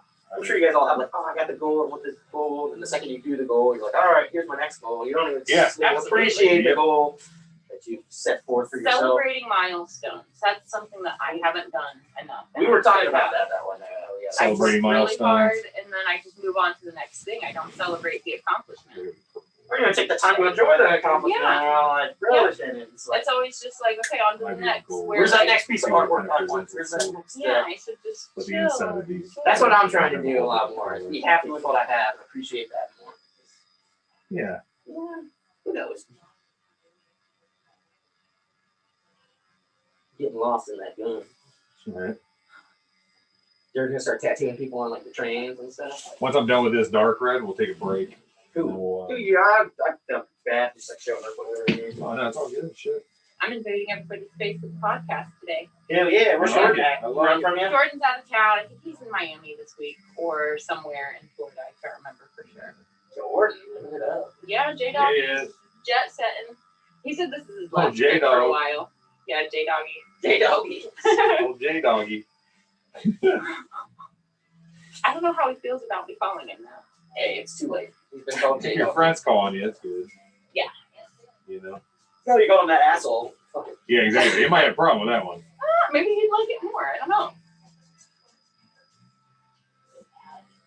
You might like it more. You might like it more. What's his chops? Yeah, Jordan went on that hike with us, and yeah, it was fun. Definitely the scariest thing I think any of us have done before. And now that I'm going to be living out like in Vegas part time here and there, I'm sure I'm going to hike it more because it's only like 2 hours from Vegas. Almost 3 hours. I take it back. 3 hours isn't that far of a drive, though. No, not really. Plus it's beautiful. You got all the Red Rocks Park down there, right? Like yeah, oh yeah. Vegas, Yeah, Red Rock, yeah. You know what I would love to do out west is go play at the Bonneville Salt Flats. Have you ever been out there? Yeah. Is that cool? Yeah. Fun. Fucking dope. I really want to go play with some muscle heads and or muscle car heads. Muscle car heads. Not muscle heads. Muscle car heads. Yeah. Oh, yeah. Go recklessly fast. Right, exactly. Go dangerously quick. Yeah. Yes, yes. Wouldn't mind just getting a cabin in Wyoming. Be the only person around for like 100 miles. Just you and some bison. Oh, I want some bison. Bison are assholes. I used to think bison were like really nice, and I started watching these videos on bison. They're fucking terrible. What do you mean? Oh, they're mean. They'll kill their own. The second one their own is hurt, they turn on it because they have the thing about the strongest survive. So anytime one of their bulls or anything shows weaknesses, the rest of They just trample it. they fucking For kill real? it. So there's like a video of like a bison getting chased by like 10 wolves, and then another bison just comes and knocks the bison over, so the wolves can kill it. Like, they're brutal. So there's like, wait, the bison will knock their own over? yeah, basically like you're weak, you're meant to die. Yeah, it's like to keep their herd, but it's like in their DNA. Only the strong will survive. And they're My brutal. son, you are not a survivor. Yeah. Trying to feed you to the wolves. There's hours and hours from Yellowstone of just seeing bison destroy their buddies like in a time of need and stuff. Where like elephants and stuff will put themselves on the line to help. Like that's been shown a lot where elephants are like, no, you're an elephant, defend you. Yeah, they're all about They're that. the opposite of that. They're like, nah, you're weak. Elephants are You're fucked. absurdly You're fucked. social and intelligent And and like intelligent, yeah. emotional. Not all animals are emotional Yeah. like elephants are. Yep. That's what I'm saying. The elephants will be like, oh no, we're in trouble. Let's go. You know, lions will Or do they that too. mourn too. They mourn death. Yep. One of my favorite pages to follow is called Rescue. It's like r.e.s, etc. And it's all baby elephant rehabilitation. Oh, yeah. Aw. Then I got this one that I've been watching for months. It was a baby elephant. Are you a zoo member? I should be. I think about you feed elephants all the time at the zoo. I definitely go twice a year. Close to this right here. But there's baby I live right next to the elephants. zoo, so I go all the time. There's this baby elephant. I believe the mother was killed by poachers. And then they found the baby near the mother, but the baby had been mauled by hyenas. So they chewed his nose off. So he has a short little snout with a nose, but he's recovering and doing good and like all happy and plucky in videos now. Oh, get it, little guy, get it. Hyenas are nasty. Yeah. For real. They're big as fuck too. Hyenas are pretty cool. When they first started sharing videos of this baby elephant, it was probably like maybe just a little bit higher than like knee high, just a little tiny pipsqueak, and now he's like waist high and All grown up. yeah, he's getting big. Big guys all That grown is up. that is something nice. Is that they're as much as nasty humans are. A lot of people go out of their way to help these animals and stuff. I read this thing, and this may be just internet, not fake news. Fake news. But I read this thing that said that elephants react like their brain activity. They react the same We're to humans live right now. as humans react. Thanks for telling me that. I would have straight in front of it. So elephants think we're cute. Oh, we got the eyes, and the big heads and stuff. Can you put the yellow on the outside of the leaves? Just on the leaves. Mhm. This is looking really good. Oh no! Oh god. Is that the Bermuda? Yeah. Yep. I love how it feels. Bermuda blue. My new favorite blue. Yeah, it is. It's really good. I said to him this morning, I was like, you doing the tiger yet? So excited. That's what I said when I came in. I was like, when's that tiger going down? Right? Oh, it's really fun when we do that. We want to get a little bit more visible color though. Oh yeah. No, I like it. I'm just excited to see the orange. Yeah, this is so good. Are you all done tattooing, babe? No, I just done the boy. Oh, sorry, The green husband. is So now I'm about to do the white. like a biomed green foot. She and I both got hungry. I'm hungry too. Are you ordering food? No, they get me food. So I asked them to grab you some. What are they grabbing? Sushi. Yeah, that'd be great. I need Yeah. something to eat. I got a train tonight too. Something. Make sure to eat. Or if they can give me the chicken and rice bowl, would be even better. One of the things I love about our team is how we can share clients. And it's not like weird, There's no invasive competitiveness attitude, here. like how you stole my client. No. He worked. He has the guy that I recommended to him. He's getting a whole like carpet piece right now. Right. Yeah, so I'm like really happy that I can pass it to him. I also passed 2 people, I think, to Brandon, and then 1 person to Ben, because like as well, like with us going in like a few weeks, like I'm so booked up now until then. And I'm only gonna be really- gone a week. She's gonna be gone. Yeah. Too. And I've just got so many fucking tattoos that I'm like, I can't fit any more in. And what I'm going to do is have it so when I come back, I'll have a bunch of people, but these people, like, I want it now. So I was like, all right, this person's good for this person's good for that person's good for Doesn't it this. make you feel good though when you can like send them to another artist that you know or you're friends with, and like when you see them come in and the project happens, like, oh look at that, it turned out so good, I knew it was. Yeah, you put them in good hands. Yep. Whenever somebody comes to me and goes, hey, I want lettering, I'm like, dude, just go to Big Knees. Are you kidding me? Like, if you want lettering done, I mean, I can fake it if you want. I don't even know how to read, guys. I don't want to trust me with lettering. Right. No, honestly, he's just. Did you hear me though? Keith does amazing. Yeah. lettering. Oh, does he? Phenomenal. Okay, I haven't seen that. Yeah. I mean, Mees is the king, definitely. Yeah, the king of break. You know, Keith has a big back piece from Big Me's. I don't know. Yeah, yeah. Secretive about it. Yeah. Was he afraid to show? I don't think they want to show it till it's a Modest. little more finished. Oh, okay, so finish it up. Just don't do the unveiling. Do you have that customer's phone number at all? Oh, you're doing your live on there, aren't you? Instagram. Sam's Instagram is Sam Moto. I have it, but I just thought just in case he doesn't read it, you know. It's all right. If they don't, if they don't What get would it, you I want? can always order food. Chicken and rice bowl would be good. You could just pester him and keep sending him like emojis until he like takes his phone out of his pocket. Right. True. Like every 10 seconds, Yeah. another Blowing my emoji. phone up. I've done that to him before. It's like I'm gonna keep sending you a message until you reply. It's like, okay, this must be important. Pause. Right.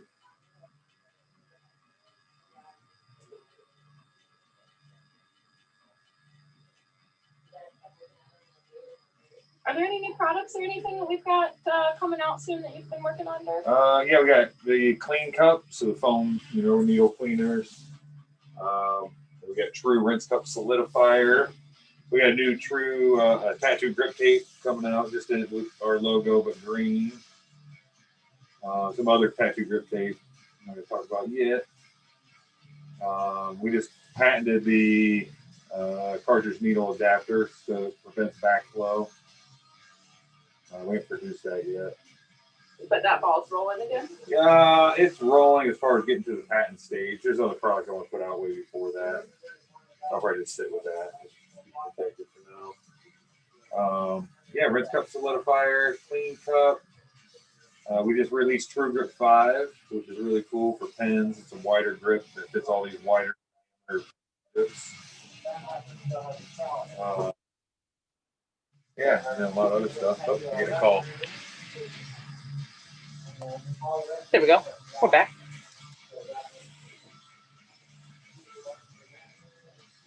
Who's Tony to do? Yep. Yeah. Here's how you know. Red Tree Tours. Yeah. Oh, you were cruising on this thing. Well, Red Tree Tours. Yeah. It was great. What's Ben's Instagram? Is Ben Rife? Ben Rife. RIFE or the double F? FFE. Okay. Yeah. I have a tattoo here. Enrique.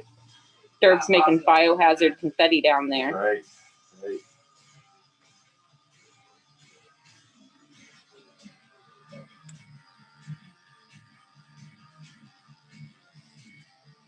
I love getting absurdly close up when when Dirk works. Did you ever do that film session for you? Huh? You said next time you're doing a tattoo, he's gonna do a nice film session for you. So. Not yet. We've been talking a lot of different video and filming ideas. Lauren actually has been sharing some different resources to kind of like educate ourselves on video editing. Dirk, we need to sit down and talk about that. Cool. It's not as complicated as Yeah, 'cause I we've gotta been start. led to believe. Shit, today we were supposed to start filming again, huh? Me and Fawn are working on filming the longevity of the artist seminar for the Reinventing app. It's going to be a different chapter, focused on different parts of the body. We're almost ready to start filming. I think once we get rolling, it's just going to snowball and just keep going. Babe, Sam said he's not going to get you a chicken and rice bowl because you still owe him the middle part of the cinnamon roll. Do you remember that? No. He said apparently when Adam was tattooing him at the old shop, he had a cinnamon roll from Fox in the Snow, and he left the middle part, went outside to smoke and stuff, came back and it was gone. Oh, I remember that, yeah. And you were eating it. I remember that, yeah. That he hasn't held up the grip. No, they were cookies and the Cinnabon or whatever. But only the middle And then part. Adam was like, yeah. So then I The went, best part. He said he left it because it was like the best part to last, so he was trying to get through his tattoo and then eat the rest. And you were sitting there eating it while getting high. damn.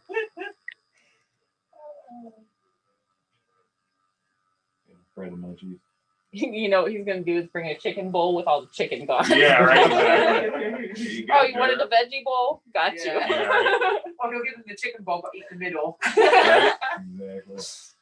I wouldn't blame I don't know. That seems pretty petty. How many years ago was this? him. Yeah, right. Get over it. Tell him it's weird because we just closed. We can't come back now. Oh. Weird timing. What's that? Weird time. Yeah, We we're just time. We just closed. closed when you left to get food that you didn't get. Gosh, that makes me laugh. They seem really nice. Yeah, Oh, they're yeah. cool. They're your friend's fawn, right? Yeah. Yeah. And he has really fucking good skin. Like, it's the inside of his arm, babe, like right here. Uh-huh. And when he said there, I was like, fuck, I hate tattooing that part of the skin. Because it's just so soft. Belly gets in there. It's a You mess. know, like hammered in. His skin, belly even touching it was like boom in. Like, Yeah, he's right really good to skin. work on. Dude. Yeah. So I was like, man, fuck. That makes it enjoyable, yeah. Yeah, I was You don't have to really fight the skin all not the looking time. forward to it. Yeah, he's so great. And he's been getting tattooed long enough. He takes care of his skin too. That's important.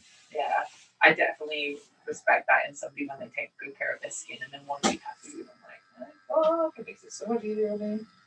I had somebody once say about chicken skin where it was like funky and just horrible, and all you have to do is exfoliate that area, but you didn't take care and just tattooing the area. I'm the same with I was like, I'm really struggling. We gotta remember that sometimes when people have like that chicken skin kind of that rougher feel, they can have like psoriasis or eczema and don't know Like how an to take care of underlying type it, of condition. or it's as good as it gets. Right. Well, it's just use a good loofah on it, and after a few months of using a loofah and maybe like Lubriderm or something, you can definitely make a big difference. I'm just saying sometimes there are underlying skin conditions, and that's as good as it gets. Yeah, no, I agree. But that's where, like, as artists, we just have to be patient and then work with the unexpected and go with the flow. I think that's one of the things that makes it a solid, graceful tattooer is just being able to like adapt on the fly and work with different skin types, work with different imperfections. True, you'll be versatile. So I just had a girl say she's 15 years old and wants to get tattooed by me. Obviously, no. Nope. No, not at all. But she said, what about parent consent? Because that's where I'm just like, I'm so against it. I'm like, the law is it's 18. So that's why I'm just kind of like, I get so many people message me being like, oh, I don't know. One of the things that I I love is people want tattooed when they're young, but they have much better ideas once they're older. Yeah. So I've started like coaching people that way if they're really super young. I've got a few exceptions that are like children of longtime clients and like they've been wanting the same idea since they were 12. Yeah. But like I booked my tattoo, my sleeve in this one when I was 16, but the guy was booked up for like years. So by the time you started it, you were of age. Yeah, I feel like just encourage them to be patient, and it's not a race. I say it all the time, but I really encourage people genuinely. And then, like, if they're concerned with the parental consent, you can always pose the question of what quality shop do you think you're going to that doesn't care about the laws? Right, and that's exactly it. And like you hear about 14-year-olds being tattooed, and you're just like, shit, I was 13. well, like you, yeah. I mean, I was 15 when I got tattooed, but it's because I had a fake ID. So I had it put down saying I was 18, but you know. So you had a fake ID? Yeah, my sister's. Well, I'd say it's not fake. It was my sister. She's like a couple of years older than me, so I was like 15, 16, going on 18 on the ID. The youngest person I've ever worked on, I think, was like 14. And here's the extenuating circumstance. His dad was a client of mine. His dad called me one day and he's like, so my son just stayed with his cousin for the weekend and he came home and he's got both of his arms tattooed and it was like lettering up both arms and some crazy stuff up here, but it was just badly Got a lined bunch in. of junk on them pretty Yeah, much. he was like, so my son's an idiot. He's only 14. Will you please fix this for me? So it was like, oh, this goes against everything that I We're gonna want go to with a do. cherry But red like, too. yes, I will make it better. He's like, I'm not Actually, the paying to red- have it removed, but I'm also too embarrassed to take The red it. we're putting in you. Like, was it This offensive? red Or- No, it wasn't This offensive. is It that was just same really, red really I'm bad. using Like now. bad handwritten, crooked cursive letters, like huge on his arm, this crazy jester head. And that was just like such an Let extenuating me get circumstance a photo for of me, his leg. where it was like, Take your break. Let me yes, get you some I will help you. I will do it for you. But it was like no other. Hey, Raj, we're gonna get a circumstance photo of your leg ever now had really to quick. afford Cool. Yeah, I know. I see. That's what I've been saying. If people message me, I've been mostly being like, "I'm sorry, but the legal age is 18, even with parent consent." Yeah, right? it's, to me that's the easiest if you don't want to even mess with any of the minor. You can tattoo a minor in Ohio with parental consent. Typically, the morals and ethics would be 16, 18. Yeah.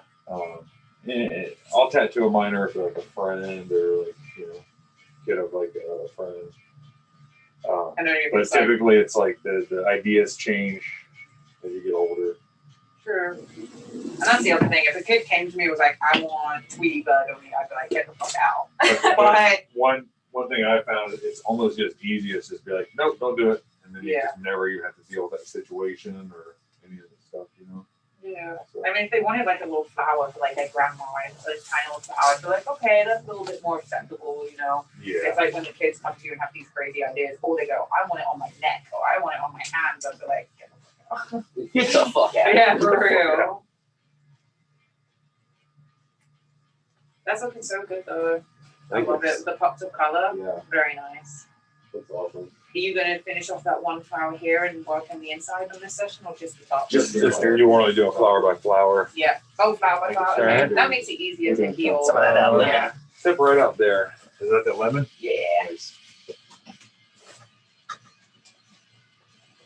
All right. Well, I'm going to go set up for my next client now. So excited to see how this goes out. You're literally going to squeeze your ass, and I was like, just do it. You did it to me. Put your foot flat on the floor.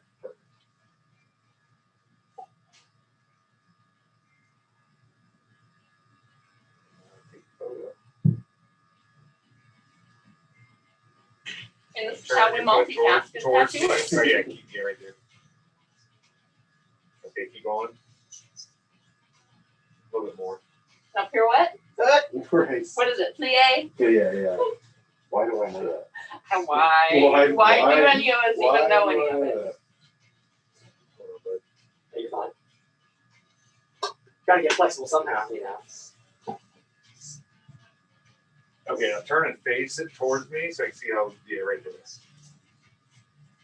I'm so excited for you, Adam. It's going to be such a cool project. I mean, it already is, but I just really like the idea of having two full leg sleeves next to each other. Turn your foot out that way, right? One nice photo. Totally different styles, but similar flows.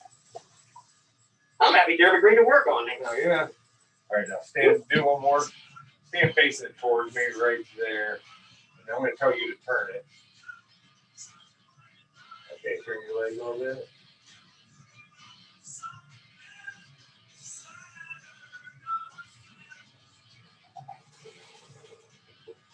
Nope. It's really hard to do that. Yeah, I think that's good because I just need to mainly see how this is tying in. So, right to there. Okay. And then I got your reference art now too. So sweet. So, right. We'll probably be wrapped up with the podcast video here in just a few minutes if you want to chill. We can go partake. I don't work at 5, but I can stay up a little bit. What time you got now? It's at 3:07 right now. It's already after 3. Is it really? Lauren, we should wrap this thing up. Sorry, I'm sorry. I'm over here doing some stuff in the background. I'm sorry. It's okay. Didn't even notice. We just realized it was after 3. Mm-hmm. So I feel like we could wrap up any time. Is there anything you want to add for today or anything worth sharing? No, just check out some of our upcoming events for next week. We have. Yeah. And if you'd miss a rerun of Penny Funk, she was with Rob Shaw on Sunday night, and the rerun is in the app. It was pretty cool. I need to spend some time watching some of the past episodes. I've been like in such workaholic mode. I've kind of fallen behind some of the events. But alrighty, guys. Well, if you made it this far into the episode, thanks for joining us. We've been beaming live today from Red Tree Tattoo Gallery and True Tattoo Supply Warehouse. Yeah. We're in here with Derb as he's kind of working away on his session. If you have any questions for us, if you would love to be a guest, anything like that, you can reach me through our Instagram, which is Tattoo Collecting 101. Or you can always reach me through my personal Instagram as well. If you'd like to catch up on any old episodes, you can find all of those on the Reinventing platform. Also, I have all kinds of links to all of our previous material at tattoocollecting.com. All right, guys. Thanks for tuning in.